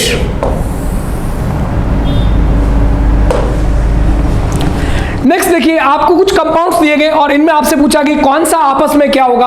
पहला आपसे पूछा ए एंड सी, कंपेयर कीजिएगा। देखिएगा ए एंड सी, ए में आप जो नंबर ऑफ एटम रिंग करेंगे, चेंज करें, सेलेक्ट करेंगे, ये 4 के कार्बन की एटम है और इसके अंदर भी 4 कार्बन की रिंग है। ठीक है। एल्डिहाइड ग्रुप इसमें भी लगा हुआ है, इसमें भी एल्डिहाइड ग्रुप भी लगा हुआ है। सिर्फ जो OH है यहां पर 1 2 3 पर लगा हुआ है और यहां पर 4 पे लगा हुआ है, सिर्फ पोजीशन चेंज है, इसके अलावा और कोई पॉसिबिलिटी नहीं है। Number of carbon atom same है, फंक्शनल ग्रुप सेम है, CH और OH ही है, कोई और चेंजेस नहीं है दोनों के अंदर। तो ये हो गए A एंड C हुए पोजीशन आइसोमर्स। तो पहला A एंड C आपसे पूछा, ये हुए पोजीशन। दूसरा आपसे पूछा है A एंड B, इसको ध्यान से देखिएगा, AH एल्डिहाइड और OH और इधर बन गया एस्टर एसिड। आपको मैंने एक बात बोली थी फंक्शनल आइसोमर्स में कि एसिड, एस्टर और कार्बोनिल प्लस अल्कोहल और कार्बोनिल प्लस एल्कोक्सी यानी ईथर, ये चारों functional groups same general formula को फॉलो करते हैं और इनका कोई भी एक से दूसरे में रूप चेंज करते हैं तो आपस में फंक्शनल आइसोमर्स होते हैं। तो देखिए ऐसा ही A और B में किया गया है। यहां पर B में आपके पास फंक्शनल ग्रुप है एसिड और इसमें क्या है, एल्डिहाइड के साथ अल्कोहल। एल्डिहाइड यानी कार्बोनिल कंपाउंड, कार्बोनिल कंपाउंड में दो आते हैं, एल्डिहाइड और कीटोन। क्लियर, कार्बोनिल कंपाउंड का मतलब या तो CHO ग्रुप या आपका कीटोन ग्रुप, दोनों कीटोन और एल्डिहाइड के साथ या तो अल्कोहल आ जाए या ईथर आ जाए, तो इसका मतलब फंक्शनल आइसोमर्स होगा। ये वो कॉम्बिनेशंस बहुत इंपॉर्टेंट है। मैंने आपको बोला था, आपको अगर याद है, अल्कोहल ईथर, इसी तरीके से आपको बोला था अल्कोहल ईथर, है ना, इसी में एक कॉम्बिनेशन ये था। और ऐसे बताता एल्डिहाइड कीटोन और एल्डिहाइड कीटोन के साथ सैचुरेटेड अल्कोहल और अनसैचुरेटेड अल्कोहल और अनसैचुरेटेड ईथर, ये चारों भी एक ही फंक्शनल ग्रुप थे, एक ही जनरल फॉर्मूले से बनने वाले फंक्शनल ग्रुप थे। क्लियर, और आपस में फंक्शनल आइसोमर्स होंगे। तो ये A और B, A क्या है, B आपका है एसिड और A आपका है एल्डिहाइड विद अल्कोहल, एल्डिहाइड यानी कार्बोनिल कंपाउंड विद अल्कोहल, ये वाला केस। तो ये दोनों आपस में फंक्शनल आइसोमर्स होंगे। तो A और B हुए बच्चों फंक्शनल आइसोमर्स। क्लियर, आगे बात करते हैं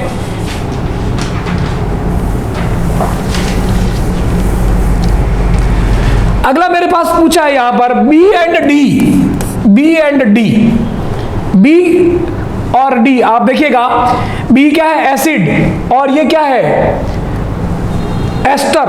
अभी बोला था एसिड और एस्टर क्या होते हैं, फंक्शनल ग्रुप, तो ये भी फंक्शनल होंगे। यानी पोजीशन A और B और D भी हो गए आपके फंक्शनल आइसोमर्स। तो अपने पास हो गए, आंसर हो गया पोजीशन और फंक्शनल, फंक्शनल यानी फर्स्ट आंसर।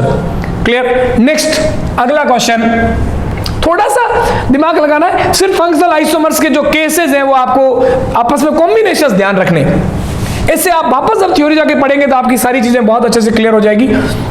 ये अपन ऑल क्लियर कर देते हैं और अगला क्वेश्चन, क्वेश्चन नंबर 9। चलिए बच्चों, अगला क्वेश्चन अपने पास है C5H12O, इससे टोटल ईथर आपसे बनाने हैं। अगले ने बता दिया ईथर है और अपने को पता है ये जो जनरल फॉर्मूला सेटिस्फाई कर रहा है वो अल्कोहल और ईथर दोनों को सेटिस्फाई कर रहा है, क्योंकि जनरल फॉर्मूला है CnH2n+2O और इस जनरल फॉर्मूले से अल्कोहल और ईथर दोनों बन सकते हैं। बट बच्चों क्वेश्चन ने अपने को रेस्ट्रिक्ट किया है कि केवल ईथर बनाने। अब ईथर में सैचुरेटेड ईथर है या अनसैचुरेटेड ईथर है, साइक्लिक होगा या नहीं होगा, सिंपल तरीका उसके लिए DU बच्चों कैलकुलेट करना है। DU देखिएगा इसका, नंबर ऑफ कार्बन 5 + 1 यानी 6 minus number of hydrogen atom 12, number of hydrogen atom 12 और हेलोजन और नाइट्रोजन कोई है नहीं, डिवाइडेड बाय 2 = 0।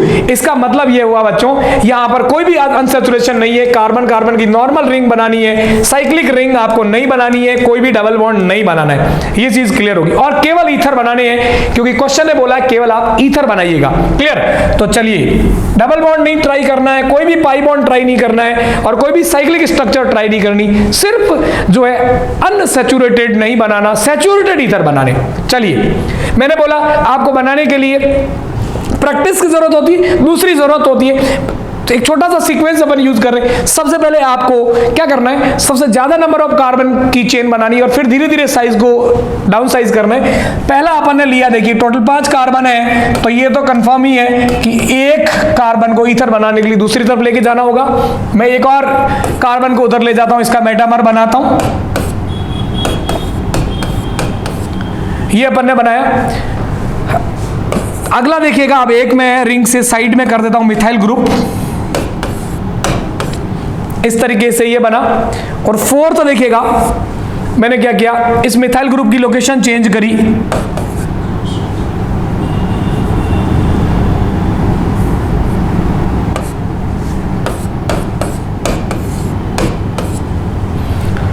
फिफ्थ देखिएगा, थर्ड से ही सोच रहे अपन, मिथाइल की लोकेशन चेंज नहीं करी, इसका मेटामर बनाया।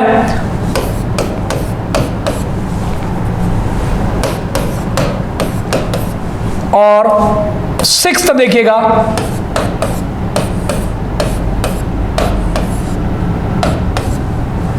ये बनाया। इस तरीके से टोटल इसके जो है 6 ईथर ऐसे बनेंगे जो कि सैचुरेटेड ईथर है, कहीं पर भी पाई बॉन्ड नहीं है। अब आपको इसमें कोई कंफ्यूजन हो रहा हो कि इनमें से कोई दो हमारे सेम नहीं है, तो देखो सिंपल तरीका है कि आप आईपीसी नाम जो है वो दे दीजिएगा। और आपको पता है ईथर का आईपीसी नाम देने का तरीका बच्चों होता है एल्कोक्सी एल्केन, है ना। और लॉन्ग चेन वाले को अपने को एल्केन ग्रुप में रखना है और छोटे वाले को एल्कोक्सी ग्रुप के अंदर रखना है। तो इनका अपन नाम दे लेते हैं, नाम ट्राई कर लेते हैं, ताकि पता चल जाएगी जो सारे के सारे आपके 6 आइसोमर्स हैं दे आर डिफरेंट। क्लियर? आप सातों और कोई ट्राई कर सकते हैं, बिल्कुल आपके दिमाग में आ सकता है, बट उसको जब आप आईपीसी नाम देंगे तो इन 6 में से कोई एक मिलेगा। चलेगा। जैसे इसमें मैं लॉन्ग चेन सेलेक्ट करता हूं बच्चों, तो आपको दिख रही होगी ये क्यों मिट रहा भाई। लॉन्ग चेन अपन ने सेलेक्ट करी, तो ये आपकी लॉन्ग चेन है और इधर मेथिल ग्रुप बना है, इसको बोलेंगे एल्कोक्सी। तो मेरे पास हो गया मेथॉक्सी और नंबरिंग करेंगे यहां से मेथॉक्सी 1 मेथॉक्सी ब्यूटेन। क्लियर? 1 पर मेथॉक्सी ग्रुप है और ब्यूटेन रिंग है। सेकंड को अगर आप नाम देंगे, इसका नाम हो गया 1 मेथॉक्सी ब्यूटेन। इसके अंदर आप चेन सेलेक्ट करेंगे, ये आपकी लॉन्ग चेन है 3 मेंबर की और ये आपका एल्कोक्सी ग्रुप है तो 2 मेंबर का, इसको बोला एथॉक्सी 1 पर लगा हुआ है 1 एथॉक्सी प्रोपेन। थर्ड वाले को आप नाम देंगे बच्चों, लॉन्गेस्ट चेन अपने को सेलेक्ट करनी है, तो ये अपनी लॉन्गेस्ट चेन होगी। यहां पर 2 सब्स्टिट्यूटेड ग्रुप है, एक एल्कोक्सी ग्रुप है और एक मिथाइल ग्रुप है। तो ये है मेथॉक्सी और ये है मेथिल, तो अपन बोलेंगे ये 1 ये 2, अपन बोलेंगे 1 मेथॉक्सी 2 मेथिल प्रोपेन। अगले वाले का नाम देते हैं बच्चों, लॉन्गेस्ट चेन अपने को सेलेक्ट करनी है दिस वन। इसके अंदर आपका नंबरिंग 1 2, एल्कोक्सी ग्रुप को मिनिमम नंबर देना है, नाम हो जाएगा 2 मेथॉक्सी ब्यूटेन। 2 मेथॉक्सी ब्यूटेन, ये आपका जो पहला था वो 1 मेथॉक्सी ब्यूटेन था, ये 2 मेथॉक्सी ब्यूटेन है, डिफरेंट पोजीशन आइसोमर्स हैं। अगले की बात करें बच्चों, तो देखिएगा इसके अंदर लॉन्गेस्ट चेन आप लेंगे ये 3 मेंबर की, और यहां पर आपका एल्कोक्सी ग्रुप है वो है एथॉक्सी। आप बोलोगे नंबरिंग 1 2 3, तो आप बोलोगे 2 एथॉक्सी प्रोपेन। और लास्ट वाला है लॉन्गेस्ट चेन, आप ले लीजिए ये इधर भी 3 की लोगे, और यहां पर ये मिथाइल ग्रुप भी है और आपका मेथॉक्सी ग्रुप भी है, तो आप बोलोगे 2 मेथॉक्सी 2 मेथिल प्रोपेन। इस तरीके से आपने देखा किसी भी 6 मेंबर में से किसी का भी नाम सेम नहीं था, इसका मतलब ये 6 के 6 आपके आइसोमर्स हैं। अब देखिए अपने को फंक्शनल ग्रुप चेंज करना नहीं था, ठीक है, और रिंग बनानी नहीं थी, डिग्री ऑफ अनसैचुरेशन 0 रखना था, तो रिंग चेन आइसोमर्स इनके नहीं बन सकते। फंक्शनल से अपने अल्कोहल बना सकते थे, बट क्वेश्चन ने अपने को रेस्ट्रिक्ट किया कि अल्कोहल नहीं बनाने, तो इनमें से कोई भी आपस में रिंग चेन आइसोमर्स नहीं होंगे, आपस में कोई भी इनसे फंक्शनल आइसोमर्स नहीं होंगे। तो फिर क्या होंगे, इसके अलावा इनमें अगर हो सकते हैं तो होंगे चेन आइसोमर्स, मेटामर्स और क्या बोलते हैं पोजीशन आइसोमर्स। और देखिए बच्चों जो चेन आइसोमर्स है उसकी संभावना भी काफी कम होगी, क्योंकि मेटामर्स और चेन आइसोमर्स दोनों नजर आपको आएंगे इनमें से। तो मैंने बोला प्रायोरिटी और रिंग चेन, देन फंक्शनल, 2 तो है ही नहीं। तो सबसे पहले आपको मेटामर्स ढूंढने हैं, मेटामर्स देन चेन और देन पोजीशन। तो थोड़ा सा इनमें से किसी भी 2 को लेकर के आपसे पूछ सकता है। तो पहले मेरे दिमाग में आ गया कि 1 और 2 आपस में क्या होंगे। देखिए इस तरह की अगर एक्सरसाइज मुझे करनी है, मैं बोलूं कि 1 और 2 मेरे पास क्या होंगे, तो देखिएगा 1 में रिंग 4 मेंबर की, इसमें 3 मेंबर की, तो चेन आइसोमर्स दिमाग में आ सकता है, बट पोजीशन तो नहीं है, चेक कर सकते हो। ये CS2 इधर ट्रांसफर होने से ये बन गया है, बिल्कुल ये तो मेटामर्स है, क्योंकि एक CS2 इधर से ट्रांसफर हुआ और ये जो डाइवेलेंट ईथर है इसके जुड़ा हुआ इधर ग्रुप, इधर क्या है, N ब्यूटिल और मेथिल है, अगले में N प्रोपिल और एथिल है। और जब कोई भी कंपाउंड फंक्शनल ग्रुप जिसके 2 फ्री वैलेंसी है और उसमें से एल्किल ग्रुप चेंज करके दोनों डिफरेंट एल्किल ग्रुप आ रहे हैं कंपाउंड्स में, इसका मतलब ये है कि वो मेटामर होगा। तो फर्स्ट और सेकंड आपस मेटामर हुए। मैंने आपसे पूछ लिया बच्चों, मुझे बताइए आपका सेकंड और थर्ड क्या होगा। तो देखिए सेकंड और थर्ड अगर आपको चेक करना है तो आप देख पा रहे हैं सेकंड और थर्ड के अंदर ये भी आपस में क्या होंगे, मेटामर्स होंगे। आप देख पा रहे हैं ये CS2 इधर ट्रांसफर हो गया, वापस CS2 इधर भेज दिया, इधर मेथॉक्सी है और इधर अलग ग्रुप है, ये मेटामर्स होंगे। इस तरीके से किसी को भी आपस में आप चेक कर सकते हैं। आप मैं अगर बोलूं कि आप फर्स्ट और फोर्थ को चेक करें, फर्स्ट और फोर्थ को अगर मैं पूछूं कि फर्स्ट और फोर्थ आपस में क्या होंगे, फर्स्ट और फोर्थ, तो देखिएगा फर्स्ट में 4 की रिंग है, इधर मेथॉक्सी है, इसमें भी इधर मेथॉक्सी है, इसमें मेथॉक्सी नंबर 1 कार्बन पे लगा हुआ है, इसमें मेथॉक्सी नंबर 2 पे लगा हुआ है, तो मतलब फर्स्ट और फोर्थ जो है वो आपके पोजीशन आइसोमर्स होंगे। इस तरीके से इनको आपस में आप अपने पास बैठ के बना के आइसोमर्स और किसी भी 2 को कंपेयर कर सकते हैं और इससे आपकी एक जबरदस्त प्रैक्टिस हो जाएगी और प्रैक्टिस से ही आपके जो है सारे आइसोमर्स आपस में बहुत क्लियर हो जाएंगे। सबसे पहले आपको मैंने बोला रिंग चेन देखने हैं, उसके बाद फंक्शनल अगर सेम हो रहे हो तो, उसके बाद आपको जो है मेटामर्स देखने हैं, फिर चेन आइसोमर्स और फिर प्रायोरिटी सबसे लास्ट में पोजीशन आइसोमर्स की। चलिए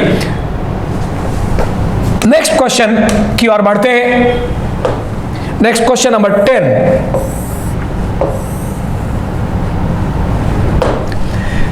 क्वेश्चन आपके पास है which of the following pairs of the compound is a ring chain isomer। Ring chain isomer ढूंढना है। मैंने आपको बोला रिंग चेन सबसे सिंपल तरीका ढूंढने का, एक में सिंपल स्ट्रक्चर होगी और एक में रिंग होगी।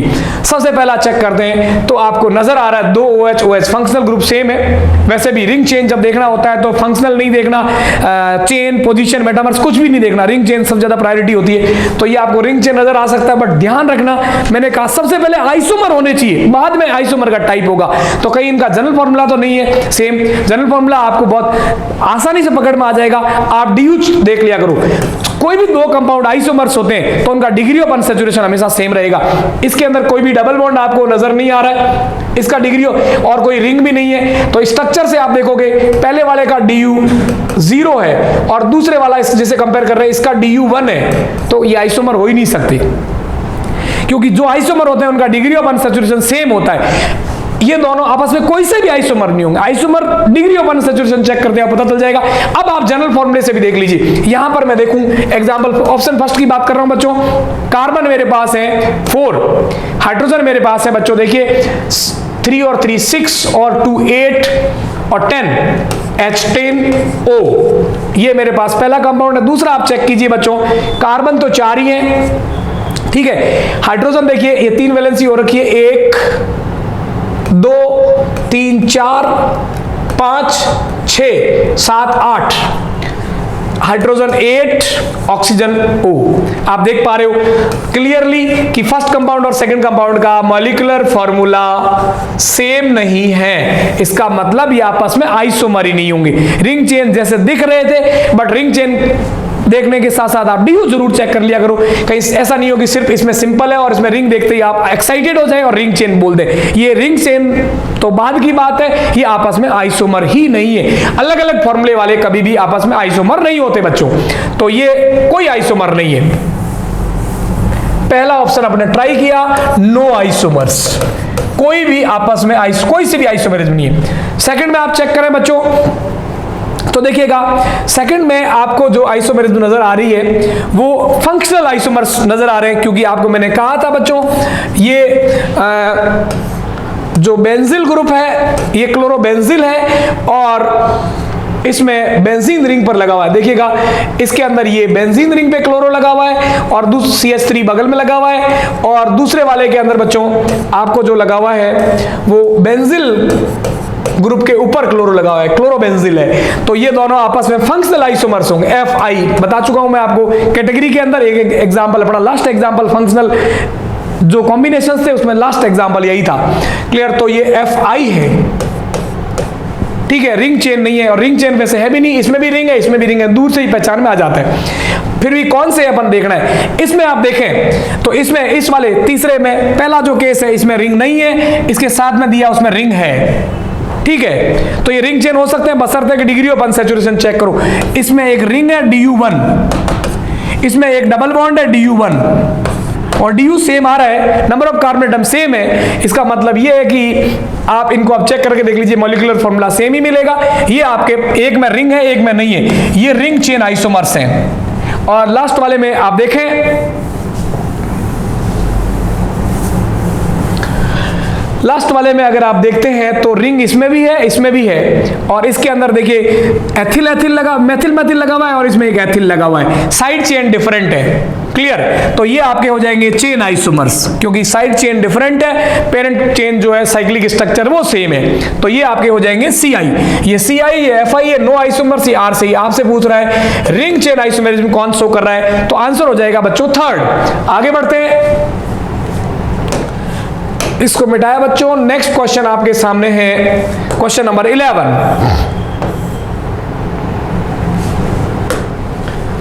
अगेन साइक्लोब्यूटेन एंड 1-ब्यूटीन में बना देता हूं बच्चों आपके सामने। साइक्लोब्यूटेन, ब्यूटेन बोल रहा है तो इसमें कोई भी डबल बॉन्ड नहीं है। अगला है 1-ब्यूटीन, ये लो भैया 1-ब्यूटीन आपके सामने है। अब आप ही बता दीजिए इसमें मैं आपकी क्या मदद करूं। इसका Du1 और इसका भी Du1, जनरल फॉर्मूला चेक कर लीजिए, सेम आएगा। एक में ओपन स्ट्रक्चर है, एक में चेन स्ट्रक्चर है। ऐसो को मैंने बोला RCI, अभी अभी आपको बताया था, ring chain isomers. Third answer. Clear? Next question, question number 12। Question number 12 बच्चों,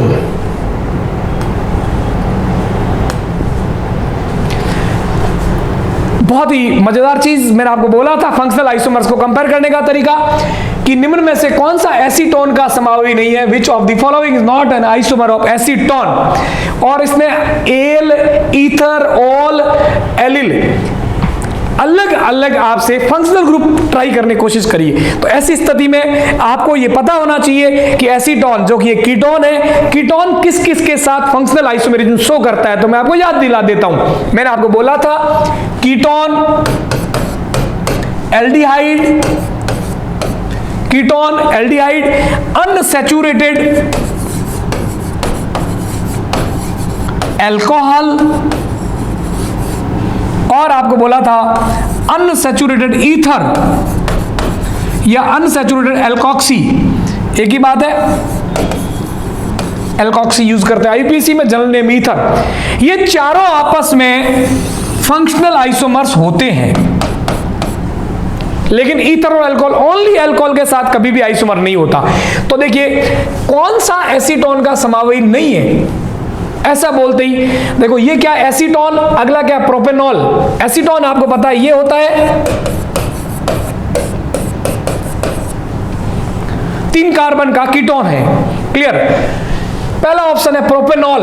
प्रोपेनॉल मतलब, प्रोपेनॉल का मतलब हुआ बच्चों 3 कार्बन का एल्डिहाइड, प्रोपेनॉल। देख बताओ, कीटोन और एल्डिहाइड आपस में फंक्शनल आइसोमर्स हैं, तो आइसोमर हुए फंक्शनल आइसोमर्स। ये है पहला ऑप्शन, पहला वाला उसके साथ बना Fi। दूसरा बोलता है मैथिल विनाइल ईथर। देखिए मैथिल विनाइल ईथर क्या होगा, ये तो एसीटोन है,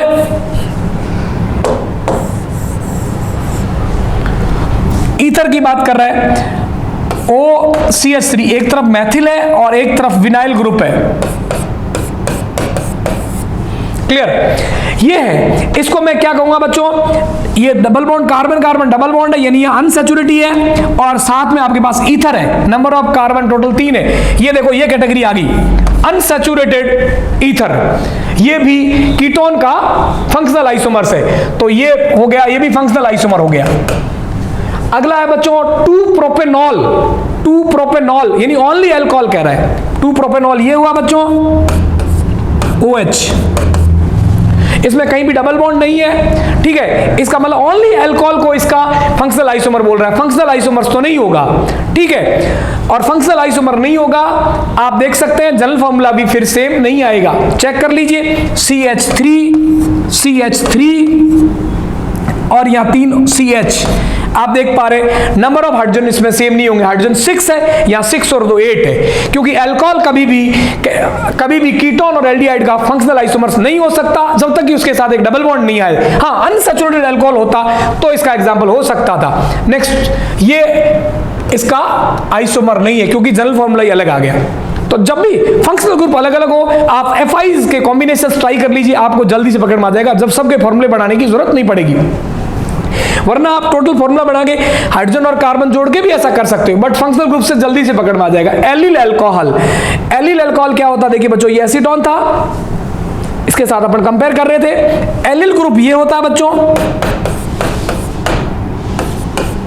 इसको एलिल ग्रुप बोलते हैं। एलिल अल्कोहल अगेन क्या है, मेरे पास अल्कोहल है साथ में अनसैचुरेटेड है, तो ये वाला केस आ गया अनसैचुरेटेड अल्कोहल। और अनसैचुरेटेड अल्कोहल कीटोन के साथ आपका फंक्शनल आइसोमर होता है, बशर्ते कि मॉलिक्यूलर वेट सेम हो, नंबर ऑफ कार्बन सेम है, तो आप चेक कर लीजिएगा। ये आपका अनसैचुरेटेड अल्कोहल है। एलिल अल्कोहल ये भी फंक्शनल आइसोमर होगा। तो propanol, methyl vinyl ether, allyl alcohol, ये तीनों ही ये केस है। एक में एल्डिहाइड कीटोन के साथ पूछ रहा है, तो एक तो एल्डिहाइड है फंक्शनल आइसोमर, अनसैचुरेटेड अल्कोहल है चौथा ऑप्शन, और आपका दूसरा ऑप्शन है अनसैचुरेटेड ईथर, तीसरा ऑप्शन ओनली अल्कोहल है। ओनली अल्कोहल कभी भी ईथर और एल्डिहाइड के साथ कोई सा भी आइसोमेरिज्म नहीं शो करता, क्लियर, क्योंकि जनरल फॉर्मूला अलग अलग होता है। तो इस तरीके से आपने चेक किया तो आपके बात समझ में आई कि डिग्री ऑफ अनसैचुरेशन भी अलग अलग था ना, ओनली अल्कोहल और कीटोन, कीटोन का डिग्री ऑफ अनसैचुरेशन 1 और अल्कोहल का 0, तो कभी भी आपस में आइसोमर हो नहीं सकती। चलिए नेक्स्ट क्वेश्चन,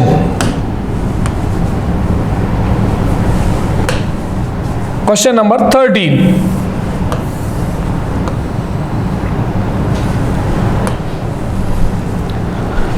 देखिए बच्चों, नेक्स्ट कंपाउंड कह रहा है कंपाउंड C4H12N क्या प्रेजेंट करता है। मैं सब ट्राई करके देखूंगा कर सकता है या नहीं। 4 कार्बन का N, तो पहले मैं देखिएगा, सबसे पहले मैंने क्या किया, ये एक प्राइमरी एमीन है, आप चेक कर लीजिए हाइड्रोजन भी सही हो रहे कि नहीं हो रहे, CH3 CH2, और आपको पता है डबल बॉन्ड है कि नहीं है, तो फिर एक बार फिर से डिग्री ऑफ अनसैचुरेशन चेक कर लीजिए ताकि अपने को गिनने की जरूरत नहीं पड़ेगी, क्लियर, हाइड्रोजन लगाने की भी जरूरत नहीं पड़ेगी। डिग्री ऑफ अनसैचुरेशन चेक करते हैं, चलो। Number of carbon 4 + 1 5 minus number of hydrogen 11 plus number of halogen 0 minus number of nitrogen 1 divided by 2, तो 5 माइनस ये कितना हो गया 10 2 5 5 माइनस 5 0, इसका मतलब कोई भी डबल बॉन्ड नहीं है, ठीक है। आपको हाइड्रोजन लगा के देखने की जरूरत नहीं है। ये हुआ एमीन। अब इसे पहला मेरे से पूछा पोजीशन आइसोमर्स, बिल्कुल बना सकता हूं। ये जो आपकी प्राइमरी एमीन है 1 डिग्री एक मतलब नंबर 1 पर है, इसकी पोजीशन में चेंज कर सकता हूं, बिल्कुल चेंज कर सकता हूं। यहां 1 पर था, यहां पर 2 पर है, ठीक है, तो पोजीशन अलग अलग आ गई, पोजीशन आइसोमर्स बन गया। लेकिन अगला बोल रहा है कि कौन कौन सी आइसोमेरिज्म शो करेगा। अगला मेटामेरिज्म, मेटामेरिज्म ये वाला तो नहीं शो करेगा, मैंने आपको बोला था मेटामेरिज्म होने के लिए जो आपका 1 से ज्यादा फ्री वैलेंसी होनी चाहिए, तो प्राइमरी एमीन तो नहीं शो करेगा। लेकिन क्या मैं इसे सेकेंडरी एमीन बना सकता हूं इस फॉर्मूले से, चेक कर लेते हैं। सेकेंडरी एमीन देखिए NH फ्री वैलेंसी, अपने पास 4 कार्बन है, बिल्कुल बना सकते हैं, 3 और एक तरफ 1, ये सेकेंडरी एमीन हो गया। और सेकेंडरी एमीन है, मेटामर शो कर देगा, कैसे देखिए NH दूसरी तरफ शिफ्ट कर दिया, ये आपस में मेटामर्स होंगे, तो मेटामेरिज्म शो करेगा। फंक्शनल आइसोमर्स बिल्कुल आपको मैंने बोला वो प्राइमरी एमीन था, ये सेकेंडरी एमीन और टर्सरी एमीन आपस में फंक्शनल आइसोमर्स होते हैं। क्या टर्सरी भी बना सकता हूं, बिल्कुल बना सकता हूं, ये लीजिए, ये टर्सरी और एक और बच गया, टर्सरी एमीन बना सकता हूं। तो प्राइमरी सेकेंडरी और टर्सरी ये आपस में फंक्शनल आइसोमर्स होते हैं। फंक्शनल भी बना दिया, मेटामर्स भी बना दिया, टोटल हो गया ऑल ऑफ 3, यानी ये जो कंपाउंड है सारी तरह की आइसोमेरिज्म शो कर सकता है। आंसर आ गया ऑल ऑफ द अबव। चलिए नेक्स्ट क्वेश्चन,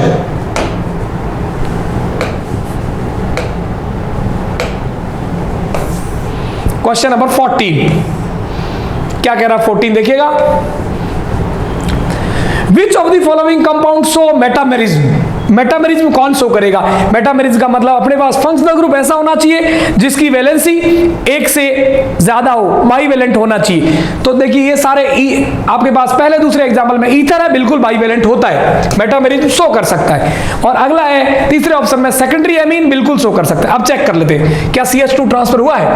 देखिएगा इसमें क्या हुआ, इधर मिथॉक्सी है, इसमें एक इधर ट्रांसफर कर दिया, एथॉक्सी हो गया। बिल्कुल आप देखेंगे मेटामेरिज्म शो कर रहा है।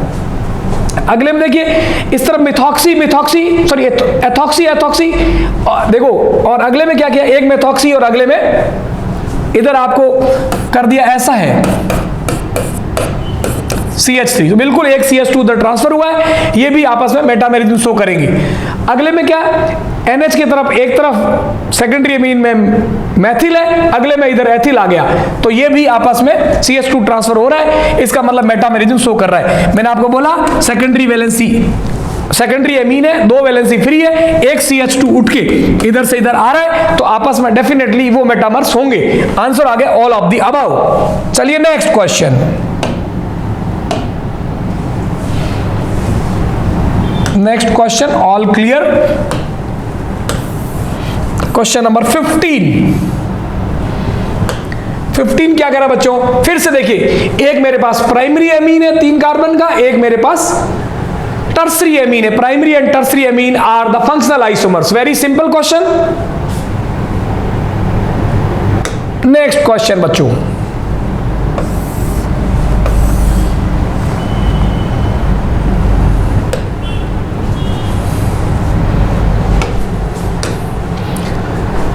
निम्न में से कौन सा ब्यूटेनेल का आइसोमर्स नहीं है ना? ब्यूटेनेल मतलब which of the following is not isomer of butanal. Butanal मतलब एल्डिहाइड, 4 कार्बन का एल्डिहाइड। मैंने बोला था कि फिर से अभी वही बात रिकॉल हो रही है, वो कॉम्बिनेशंस थे बहुत इंपॉर्टेंट थे। एक तो एसिड एस्टर वाला और एक ये, पर्टिकुलरली ये सब ज्यादा यूज होता है। क्या, एक मैंने बोला था एसिड एस्टर और साथ में कौन था, एल्कॉक्सी ग्रुप लगा दिया साथ में, और एल्कॉक्सी कार्बोनिल और एक अल्कोहल विद कार्बोनिल। ठीक है, ये 4 का कॉम्बिनेशन था। एक ये 4 का कॉम्बिनेशन बहुत इंपॉर्टेंट है, एल्डिहाइड, कीटोन, अनसैचुरेटेड अल्कोहल और अनसैचुरेटेड ईथर। ये चारों आपस में अलग फंक्शनल ग्रुप होंगे, वो चारों अलग फंक्शनल ग्रुप होंगे। तो एल्डिहाइड के साथ पूछ रहे हैं, तो मुझे क्या ढूंढना, मैं बिना ऑप्शन देके बोल रहा हूं। एल्डिहाइड के साथ कीटोन होगा, एल्डिहाइड के साथ डबल बॉन्ड के साथ अल्कोहल होगा, एल्डिहाइड के साथ डबल बॉन्ड के साथ ईथर होगा। इसके अलावा कोई और होगा तो फंक्शनल आइसोमर नहीं होगा। फंक्शनल आइसोमर नहीं होगा तो जनरल फॉर्मूला ही अलग हो जाएगा। ठीक है, आओ चेक करें। ब्यूटेनेल टू ब्यूटेनॉन, ब्यूटेनॉन मतलब कीटोन, बिल्कुल कीटोन हो सकता है। अगला कह रहा है 2 मेथिल प्रोपेनॉल, 2 मेथिल प्रोपेनॉल। देखिए चेक कर लेते हैं, 2 पर मेथिल ग्रुप है, प्रोपेनॉल बिल्कुल हो सकता है। सिर्फ क्या किया मैंने, पेरेंटल चेन से एक कार्बन साइड में कर दिया, ये आपका चेन आइसोमर हो जाएगा। ये है लेकिन आइसोमर होगा। क्लियर। अगला 2 ब्यूटेनॉल मतलब अल्कोहल, मैंने क्या बोला, ओनली ब्यूटेनॉल, ब्यूटीनॉल नहीं बोल रहा, सिंपल ब्यूटेनॉल, ANOL बोल रहा है। इसका मतलब डबल बॉन्ड नहीं है भैया कहीं भी, ये है। और मैंने बोला एल्डिहाइड के साथ अल्कोहल, कभी भी सिंपल अल्कोहल, अगर डबल बॉन्ड होता तो हो जाता, सिंपल अल्कोहल है तो ये आइसोमर नहीं होगा, यही आंसर हो गया। 4th वाले में क्या है, ब्यूट 2 इन 1 ऑल, जिसकी मैं चर्चा कर रहा था। ब्यूट किस पर है, ब्यूट 2 पर इन और 4th पर CH, बिल्कुल। और 1 पर क्या है, अल्कोहल, 1 पर आपका अल्कोहल है, बिल्कुल। ये क्या है, अनसैचुरेटेड अल्कोहल, तो वापस बिल्कुल उस कैटेगरी में से आ रहा है, ये होगा। बाकी तीनों होंगे। 3rd वाला सिंपल अल्कोहल जो है वो एल्डिहाइड के साथ नहीं होता है। प्रैक्टिस के लिए क्वेश्चंस आपको दिए। Next question number 17। Next question बच्चों, इसमें से कौन से आपस में आइसोमर्स नहीं होंगे? मैंने आपको बोला कि या तो मॉलिक्यूलर फॉर्मूला टोटल चेक कर लो, नंबर ऑफ कार्बन और हाइड्रोजन काउंट कर लो। आइसोमर्स तभी नहीं होंगे जब मॉलिक्यूलर फॉर्मूला अलग अलग होगा, या फिर DU चेक कर लीजिए। ठीक है, इनमें से कौन सा अन्य का आइसोमर नहीं होगा? क्लियर। इसका DU पहले वाले का 2, पता चल जाएगा। इसके अंदर ओनली 2 रिंग है Du2, इसके अंदर ओनली 2 रिंग है Du2, और तीसरे वाले में 1 2 3 रिंग है Du3। इसका मतलब फोर्थ का Du बाकी तीनों से अलग आ रहा है। इसका मतलब ये इनका जो है आपका आइसोमर नहीं होगा। नेक्स्ट क्वेश्चन, क्वेश्चन नंबर 18 आ रहा है आपके पास। नेक्स्ट क्वेश्चन नंबर 18 देखिएगा, इसमें अपने को C7H7Cl में एरोमेटिक कंपाउंड्स पता करने हैं। ठीक है, एरोमेटिसिटी का मतलब होता है बच्चों 4n+2 पाई इलेक्ट्रॉन्स रिंग के अंदर होने चाहिए। क्लियर, रिंग के अंदर 4n+2 पाई इलेक्ट्रॉन्स होने चाहिए। हकल रूल्स, एरोमेटिसिटी अपन आगे वाले लेक्चर में पढ़ाएंगे, अगर आप नहीं जानते तो सिर्फ एरोमेटिक कंपाउंड्स बनाने। क्लियर, वैसे बहुत सारे इसके आइसोमर्स बन जाएंगे। अगर मैं एरोमेटिक की कंडीशन को हटा देता हूं तो बहुत सारे कंपाउंड्स बन सकते हैं, बट ओनली एरोमेटिक बनाने। अब दूसरा कंडीशन इसका Du कैलकुलेट करो, तो चलो भाई Du इसका कैलकुलेट करते हैं। चलिए, Du के अंदर क्या, total number of carbon 7 + 1 8 minus number of hydrogen 7 plus halogen 1 minus nitrogen 0 divided by 2, ये कितना होगा 8/2 4। तो डिग्री ऑफ अनसैचुरेशन आया 4, और 4 डिग्री ऑफ अनसैचुरेशन का मतलब समझिए। और एरोमेटिक कंपाउंड बनाना है तो देखिएगा, ये आपने बेंजीन बनाया, इसका डिग्री ऑफ अनसैचुरेशन 4। कैसे, एक तो रिंग का और 3 double bond, 4 degree of unsaturation है। इसके अलावा आपके पास बचा हुआ फॉर्मूले में एक CH3 और एक Cl। क्लियर, ये आप चेक कर लीजिए। अब बाकी सब पे देखिए एक एक हाइड्रोजन है, आप फॉर्मूला मैच करा लीजिए। C7H7Cl ये है। अब देखिएगा इसके कितने आइसोमर्स अपन बना सकते हैं। एरोमेटिसिटी को आपको डिस्टर्ब नहीं करना, रिंग को आपको डिस्टर्ब नहीं करना, मोटे मोटे तौर पर आप यूं समझिए।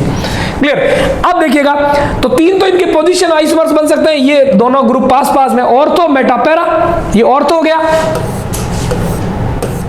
पोजीशन आइसोमर्स बताए थे आपको बेंजीन के, ये CH3 और एक छोड़ के मेटा और पैरा। देखिए ये CH3 और सामने CL, ऑर्थो मेटा पैरा, 3 ये बन गए। और चौथा एक और बन सकता, देखिए कैसे, जो इनके साथ, इन सब के साथ फंक्शनल आइसोमर होगा। ये सब जो थे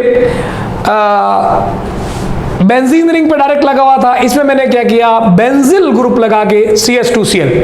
ठीक है, बेंजिल क्लोराइड, ये जो है फिनॉल वाले ग्रुप के ऊपर क्लोराइड लगा हुआ था, इसमें बेंजिल ग्रुप पे लगा हुआ है। ये एक बाकी तीनों के साथ, ये तीनों आपस में पोजीशन आइसोमर्स होंगे, और ये तीनों इस चौथे के साथ क्या होंगे, फंक्शनल आइसोमर्स होंगे।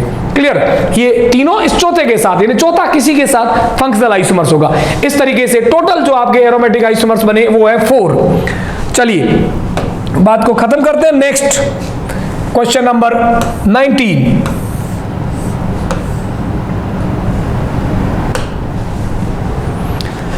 अपने को नेक्स्ट आइसोमर्स क्वेश्चन बोल रहा है C6H10 में टोटल नंबर ऑफ एल्काइंस कितने बनेंगे।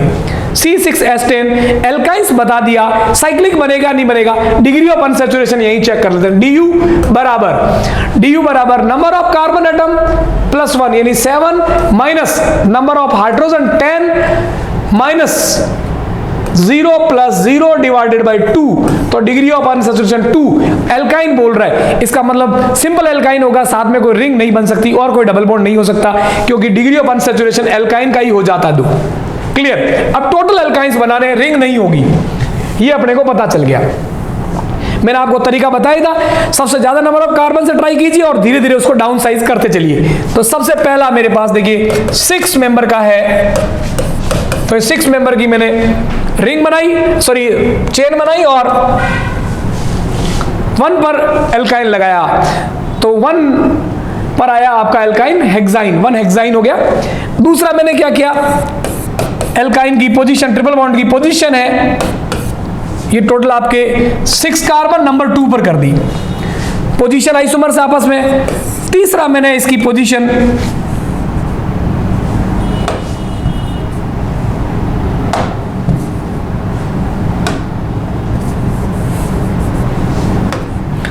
तीसरी मैंने इसकी पोजीशन ले ली आपकी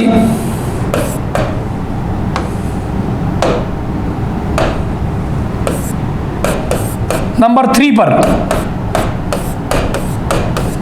ठीक है। 1 हेक्साइन, 2 हेक्साइन और 3 हेक्साइन। 4 पर लोगे तो वापस 2 ही होगा, काउंटिंग दूसरी साइड से हो जाएगी। Number 4 clear. इसके अंदर मैंने एक 5 की रिंग को मेन रिंग रखा और एक साइड में कर दिया ये 4 और 5 मेंबर की रिंग, एक मैथिल ग्रुप सब्स्टिट्यूटेड के तौर पर रख दिया। इसके अंदर इसकी पोजीशन को मैं चेंज करूं, मिथाइल को मैं यहां लेके चला जाता हूं। नंबर 5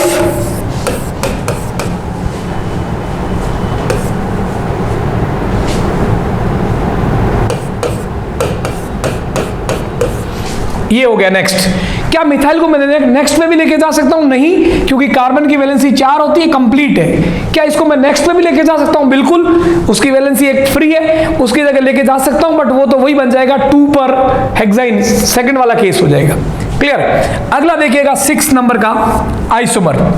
इसमें मैंने क्या किया, मिथाइल को यही रखा, इसको मैं डबल बॉन्ड को इधर ले आता हूं, 4 से चेंज कर रहा हूं। देखिएगा 1 1, यहां पर मिथाइल रखा, यहां डबल बॉन्ड, ट्रिपल बॉन्ड, ये हुआ। और लास्ट देखिएगा मैंने क्या किया, 2 मिथाइल साइड में कर दिए और ट्रिपल बॉन्ड।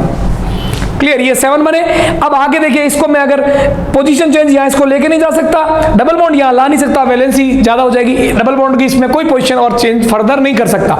तो टोटल ये आपके 7 आइसोमर्स होंगे C6H10 से। Next question number 20।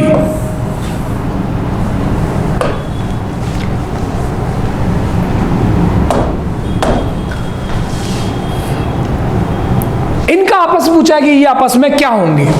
देखिएगा, मैंने बोला कि फंक्शनल ग्रुप हो फ्री वैलेंसी वाला 2, और उससे अगर कोई भी एल्किल ग्रुप ट्रांसफर हो जाता है एक से दूसरे पर तो मेटामर्स बनेगा। इसको आप फंक्शनल ग्रुप नहीं समझ सकते, साइक्लोहेक्सेन फ्री वैलेंसी के साथ है, फंक्शनल ग्रुप नहीं है। तो देखिए इसमें क्या होगा, ये 6 की रिंग है, इसमें साइड चेन एक में प्रोपिल लगी हुई है, एक में मैथिल, और दूसरे वाले एग्जांपल में एथिल एथिल लगी हुई है। साइड चेन डिफरेंट है, साइड चेन डिफरेंट है। एक तो देखिए ऐसा है जिसके अंदर आपकी साइड चेन ऐसी है और मैथिल, और दूसरे में देखिए ये ऐसा है और साइड चेन दोनों तरफ एथिल है। तो ये दोनों साइड चेन डिफरेंट है, प्रिंसिपल चेन सेम है और साइड चेन डिफरेंट है, तो ऐसो को अपन बोलते हैं चेन आइसोमर। ये हो गया आपका चेन आइसोमर, फंक्शनल नहीं है। हाँ, फ्री वैलेंट फंक्शनल ग्रुप होता है और उसमें यही CH2 ट्रांसफर करते हैं, या बेंजीन रिंग की जगह अल्कोहल ऑक्सीजन होता ईथर वाला और फिर ट्रांसफर करते, तो ये आपके होते मेटामर्स। चलिए नेक्स्ट के क्वेश्चन।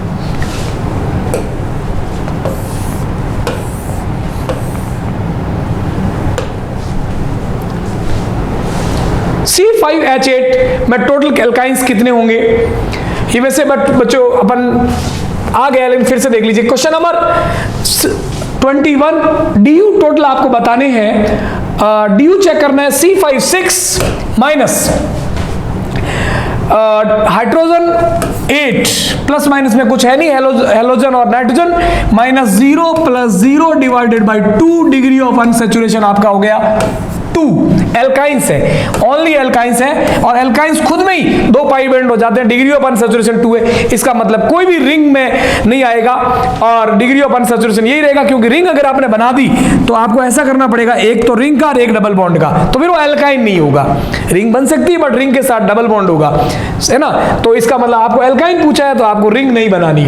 चलिए, आपके पास C5 है, तो 1 2 3 अभी बनाए थे एल्काइंस, 1 2 3 4 और 5 में एक एल्काइन आपका ये हो गया 1 पर। दूसरा एल्काइन आपने चेंज किया, पोजीशन 2 पर ले आए, 2, ये 1 पेंटाइन, ये 2 पेंटाइन। क्लियर। अब देखिए इसकी और पोजीशन आप ट्राई करेंगे, यहां लेके आते हैं तो वो नंबरिंग इधर से होगी, 2 पर ही रहेगा। इसकी पोजीशन चेंज करने से कोई नया एल्काइन नहीं बनेगा। तो अब अपन मेथाइल ग्रुप को साइड में निकाल लेते हैं, ये हो गया। ठीक है, इसमें देखिए आप और कुछ बना सकते हैं, इसकी पोजीशन को इसकी पोजीशन को मैं मिथाइल को यहां लेके जाऊं, पॉसिबल नहीं है बच्चों, क्योंकि इसकी वैलेंसी 4 ऑलरेडी कंप्लीट है। इस ट्रिपल बॉन्ड को बच्चों यहां लेके आऊं, पॉसिबल नहीं है, क्योंकि देखिए इस कार्बन की 2 वैलेंसी हो चुकी है, इसकी वैलेंसी 2 हो रखी है, 1 2, ट्रिपल बॉन्ड नहीं आ सकता, नहीं 5 हो जाएगी। तो यह पाई बॉन्ड, एल्काइन भी इधर नहीं आ सकता ट्रिपल बॉन्ड, और ये मिथाइल भी इधर नहीं जा सकता, ठीक है। अगर ये मिथाइल मैं यहां लेके जाता हूं तो वो तो सिंपल सीधी चेन हो जाएगी, और एग्जांपल अगर सेकंड ही हो जाएगा। इसका मतलब 1 2 और 3 ये तीनों बनेंगे, इसके अलावा आपका कोई भी नहीं बन सकता। 1 और 2 आपके पोजीशन आइसोमर्स होंगे, और जो थर्ड वाला है वो बाकी इन दोनों के साथ चेन आइसोमर होगा। क्लियर? तो आंसर आ गया थर्ड। नेक्स्ट,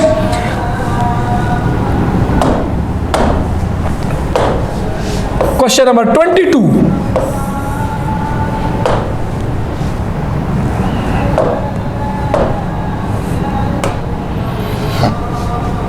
क्वेश्चन नंबर 22 क्या कह रहा देखिएगा, विच of the following compound does not show position isomerism, कौन सा पोजीशन आइसोमर नहीं है। चलिए अपन चेक करते हैं।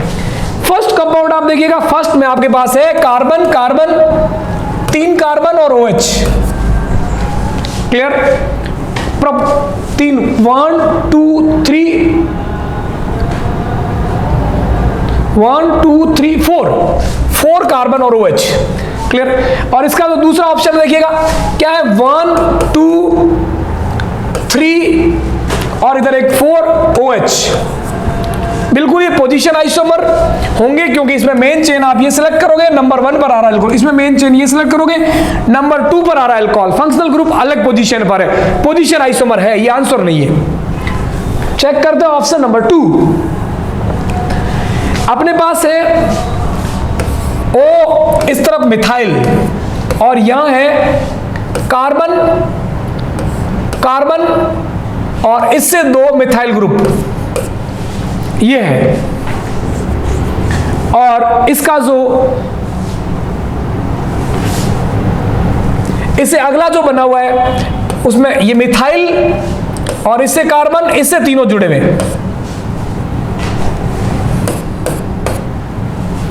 क्लियर? तो ये देखिए मेटामर्स नहीं हो सकते। पहली बात, सबसे पहली बात, मेटामर्स नहीं हो सकते। मेटामर्स इसलिए नहीं हो सकते क्योंकि आप देखें इस तरफ भी फंक्शनल ग्रुप मैथिल है, मैथिल अगर ट्रांसफर होता तो इस तरह मैथिल की जगह एथिल बन जाता। ठीक है, और बात करें पोजीशन आइसोमर की तो देखिएगा अपन इसमें लॉन्गेस्ट चेन सेलेक्ट करें, सारे सब्स्टिट्यूट ग्रुप को चेन के ऊपर लेना है, तो यहां पर 2 पे मैथिल है और 2 पर मेथॉक्सी है। और यहां देखिएगा लॉन्गेस्ट चेन अपन सेलेक्ट करें, लॉन्गेस्ट अगर अपन चेन सेलेक्ट करते हैं तो ये होगा, इस पर 1 पर मेथॉक्सी और 2 पर मैथिल है, और यहां पर क्या बच्चों 2 पर मेथॉक्सी और 2 पर मैथिल है, तो मेथॉक्सी ग्रुप की जो पोजीशन है वो चेंज होगी। ये दोनों पोजीशन आइसोमर्स हैं, अपने को वो ढूंढना है जो आपस में पोजीशन आइसोमर नहीं है, पोजीशन आइसोमर नहीं है। चलिए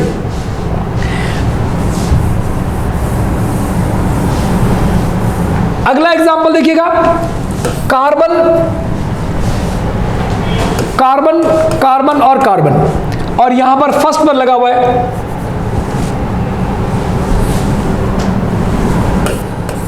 COOH।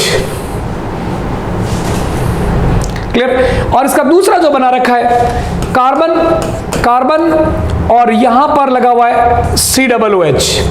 देखिएगा इन दोनों को, यहां पर आपका ये 4 कार्बन की रिंग होगी, 1 पर वही एसिड है, और यहां पर आप ये चेन सेलेक्ट करेंगे क्योंकि फंक्शनल ग्रुप को चेन में लेना मस्ट है, और एक आपका मैथिल ग्रुप है, तो आप देखेंगे ये दोनों आपस में चेन आइसोमर्स है, चेन आइसोमर्स है, क्योंकि प्रिंसिपल जो चेन है वो डिफरेंट है, 4 कार्बन की और यहां 3 कार्बन की, तो ये दोनों चेन आइसोमर है, तो इसका मतलब पोजीशन आइसोमर नहीं हो सकते। तो ये आपका आंसर आ गया। अगले में देखें तो आप देख पा रहे हैं साइक्लिक ईथर है और उसमें पोजीशन जो है चेंज हो रही है, पोजीशन चेंज हो रही है यहां कार्बन की। क्लियर? आप देख पा रहे हैं। तो ये थी बात इस क्वेश्चन की बच्चों। नेक्स्ट क्वेश्चन नंबर 22 के बाद 23, टोटल 25 क्वेश्चन अपने को कर रहे हैं इस डीपीपी के अंदर।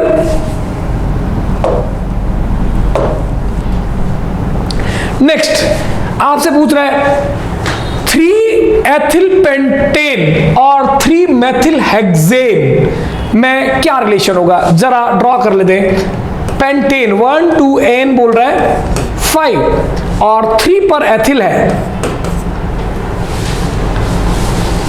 3 एथिल पेंटेन और अगला है 3 मेथिल हेक्सेन 1 2 3 4 5 6 और 3 पर है मेथिल, 3 मेथिल हेक्सेन। तो बच्चों आप देख पा रहे हैं इसमें प्रिंसिपल कार्बन ये है और इसमें प्रिंसिपल कार्बन चेन ये है और आपके पास यह एक मिथाइल ग्रुप है और इसमें 6 मेंबर, इसमें 5 मेंबर, तो ये आपके होंगे चेन आइसोमर्स। क्लियर। और नेक्स्ट ये आपका ऑल क्लियर। और नेक्स्ट क्वेश्चन नंबर 24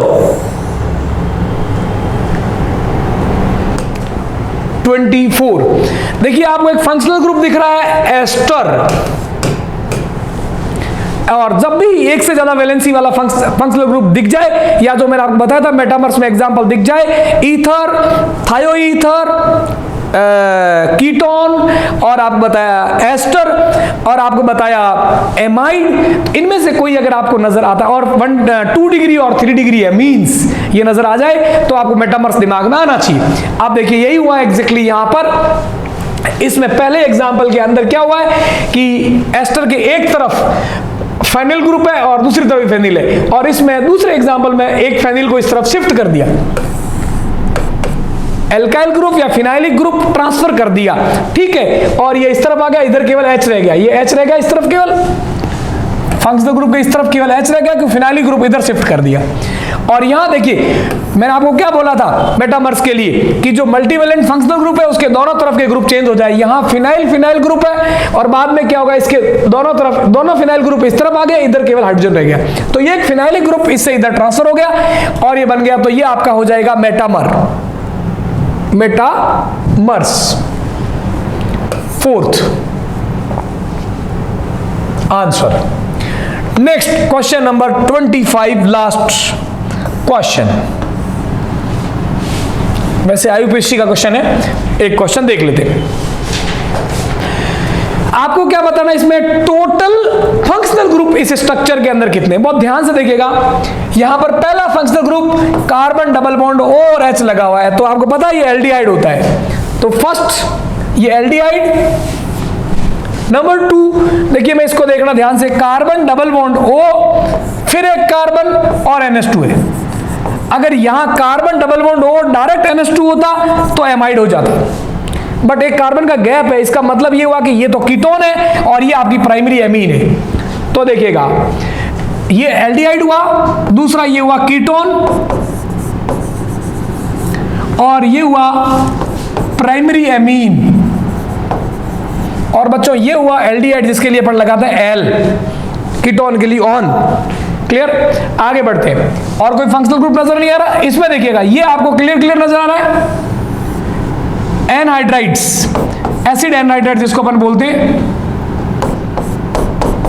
ये ग्रुप आपको नजर आ रहा है एसिड एनहाइड्राइड।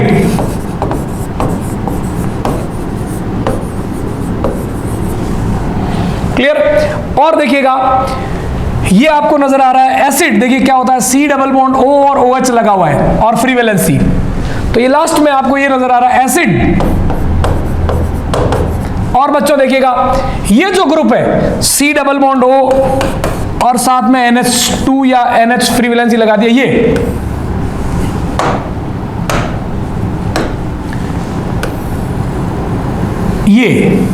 ये आपका है एमाइड। तो इस तरीके से देखिएगा इस स्ट्रक्चर में कितने फंक्शनल ग्रुप है, amide 1, aldehyde 2, ketone 3, anhydride 4, acid 5 और प्राइमरी एमीन 6, तो टोटल फंक्शनल ग्रुप हो गए इसके स्ट्रक्चर के अंदर 6। This is all about the questions on structural isomers. बच्चों देखिए स्ट्रक्चरल आइसोमर्स में क्या है कि ऑर्गेनिक का या जो केमिस्ट्री का रोल है वो सिर्फ आइसोमर्स को आइडेंटिफाई करने में, किससे कितने कितने केस बनेंगे ये बच्चों डिपेंड करता है आपकी आईक्यू और प्रोबेबिलिटी पर कि किसको कहां का अपन लोकेट कर सकते हैं। और ये एक दिन में नहीं आता बच्चों, इसके लिए आपको जबरदस्त प्रैक्टिस करनी पड़ेगी सिर्फ इस बात की कि आप रिंग को कैसे कैसे चेंज कर सकते हैं, सब्स्टिट्यूट ग्रुप को कैसे कैसे पोजीशनिंग दे सकते हैं। तो इस वीडियो को बहुत ध्यान से अपने को देखना बच्चों, और एक क्वेश्चन को जिसमें नंबर ऑफ आइसोमर्स आपको ड्रॉ करने, उसको आपको पता है अपने वीडियो के अंदर जो वीडियो की चलने की जो स्पीड है उसको कम ज्यादा कर सकते हैं, उसको बहुत धीरे धीरे आप चलाइए और कॉपी और पेन लेके बैठिए, वीडियो को पॉज कीजिए और एक एक क्वेश्चन पर आप खुद प्रैक्टिस करिए जब तक आप, और इस पूरी डीपीपी के सारे क्वेश्चन को इकट्ठे की फॉर्म में आपको इसी लेक्चर के नीचे एक पीडीएफ आपको मिलेगी, वहां से आप सारे क्वेश्चन पीडीएफ के निकाल लीजिए और सारे क्वेश्चन की सीक्वेंस मैंने अलग कर रखी जानबूझ के, यहां क्वेश्चन की मैंने सीक्वेंस अलग रखी है और आपको जो डीपीपी दे रहा हूं उसमें क्वेश्चन की सीक्वेंस अलग रखी है, ताकि आप रट्टा नहीं मारे। इस वीडियो को बहुत ध्यान से देखें, यही क्वेश्चन है सारे बच्चों, लेकिन आपको प्रैक्टिस करनी है दोबारा से, इसलिए वो सारे क्वेश्चंस आपको दिए हुए, एक बार वीडियो को देख के आप खुद प्रैक्टिस कीजिएगा ताकि आप जान पाए कि किस क्वेश्चन में किस तरीके से आपको आगे बढ़ना है। प्रैक्टिस की इसमें बेटा जरूरत होती है, डिग्री ऑफ अनसैचुरेशन इसमें आपकी हेल्प करेगी, और जितने भी क्वेश्चन मैंने सॉल्व करे तो उसको आप बहुत ध्यान से देखिए और आप भी उस पर प्रैक्टिस कीजिएगा। सारे आइसोमर बनने के बाद जैसे किसी भी केस के 6 आइसोमर्स बने तो आप क्या कीजिए, रफ कॉपी लीजिए और कोई भी दो का कॉम्बिनेशन कीजिए, फर्स्ट और सेकंड क्या है, सेकंड और फोर्थ क्या है, फर्स्ट और 7 क्या है, जब तक सबको आपस में कंपेयर करके उनके टाइप्स आइडेंटिफाई अगर आप कर पा रहे हैं, किसी भी एक क्वेश्चन को पकड़ लीजिए, 6 आइसोमर बने या 12 बने, तो इसमें से किसी भी दो को आपस में आप कंपेयर कीजिए और कैटेगरी बताइए। मैंने कहा जब आपके दिमाग में एक से ज्यादा आइसोमरिज्म आ रही है तो मैंने आपको प्रायोरिटी ऑर्डर बताई, आपको मैंने बताया था कि रिंग चेन आइसोमर सबसे सीनियर, उसके बाद फंक्शनल आइसोमर सबसे सीनियर, उसके बाद मेटामर सबसे सीनियर, उसके बाद आपकी जो आइसोमर्स आती है वो चेन आइसोमर, और सबसे लास्ट में जो है पोजीशन आइसोमर्स होंगे। क्लियर? और इतने सारे क्वेश्चन आप मन से दोबारा करेंगे तो सारी जो स्ट्रक्चरल आइसोमर्स है बहुत अच्छे से आपकी बच्चों क्लियर हो जाएगी। फिर भी अगर आपका कोई डाउट रहता है, कोई क्वेरी है, तो आप जरूर से हमारे ऐप के ऊपर जो आपका डाउट है, डाउट काउंटर है, उसके ऊपर जाइएगा, आपके क्वेश्चन की फोटो खींचिएगा और पोस्ट कर दीजिएगा and you will got your solution. Clear? Next के अंदर अपन एक और अलग टाइप की आइसोमेरिज्म लेके आएंगे, स्टीरियो आइसोमेरिज्म के बारे में। स्ट्रक्चरल आइसोमर्स में बेटा केवल टोटोमेरिज्म बना है, वो मैं लास्ट में बताऊंगा। उसके अलावा सारी आइसोमर्स पढ़ चुके हैं, बहुत इंपॉर्टेंट है, और एग्जाम्स के क्वेश्चन जब आपका कंप्लीट हो जाएगा ये आइसोमेरिज्म तो पूरी सीट अपन डिस्कस करेंगे। क्वेश्चन प्रैक्टिस बेटा इस आइसोमेरिज्म पर्टिकुलर टॉपिक में बहुत इंपॉर्टेंट है, क्योंकि इसमें बहुत सारे केसेस बनते हैं और वो तभी समझ में आते हैं जब आप खुद बनाते हैं। मैं 5 बार एक ही क्वेश्चन को बता दूं, जब तक आप खुद अपने हाथ और पेन और पेंसिल लेकर के बैठेंगे नहीं तो बेटा ये कभी भी केस बनने वाले नहीं। आप ट्राई कीजिएगा और जब प्रैक्टिस हो जाएगी आपकी तो बहुत इजीली आप केस बना पाएंगे। हाँ, मैं फिर कह रहा हूं, सारे केस बनने के बाद ये बच्चों जरूर याद रखिएगा कि उनमें सारी आइसोमेरिज्म आपस में आप कंपेयर करें। तब तक के लिए जय हिंद, जय स्वाभिमान।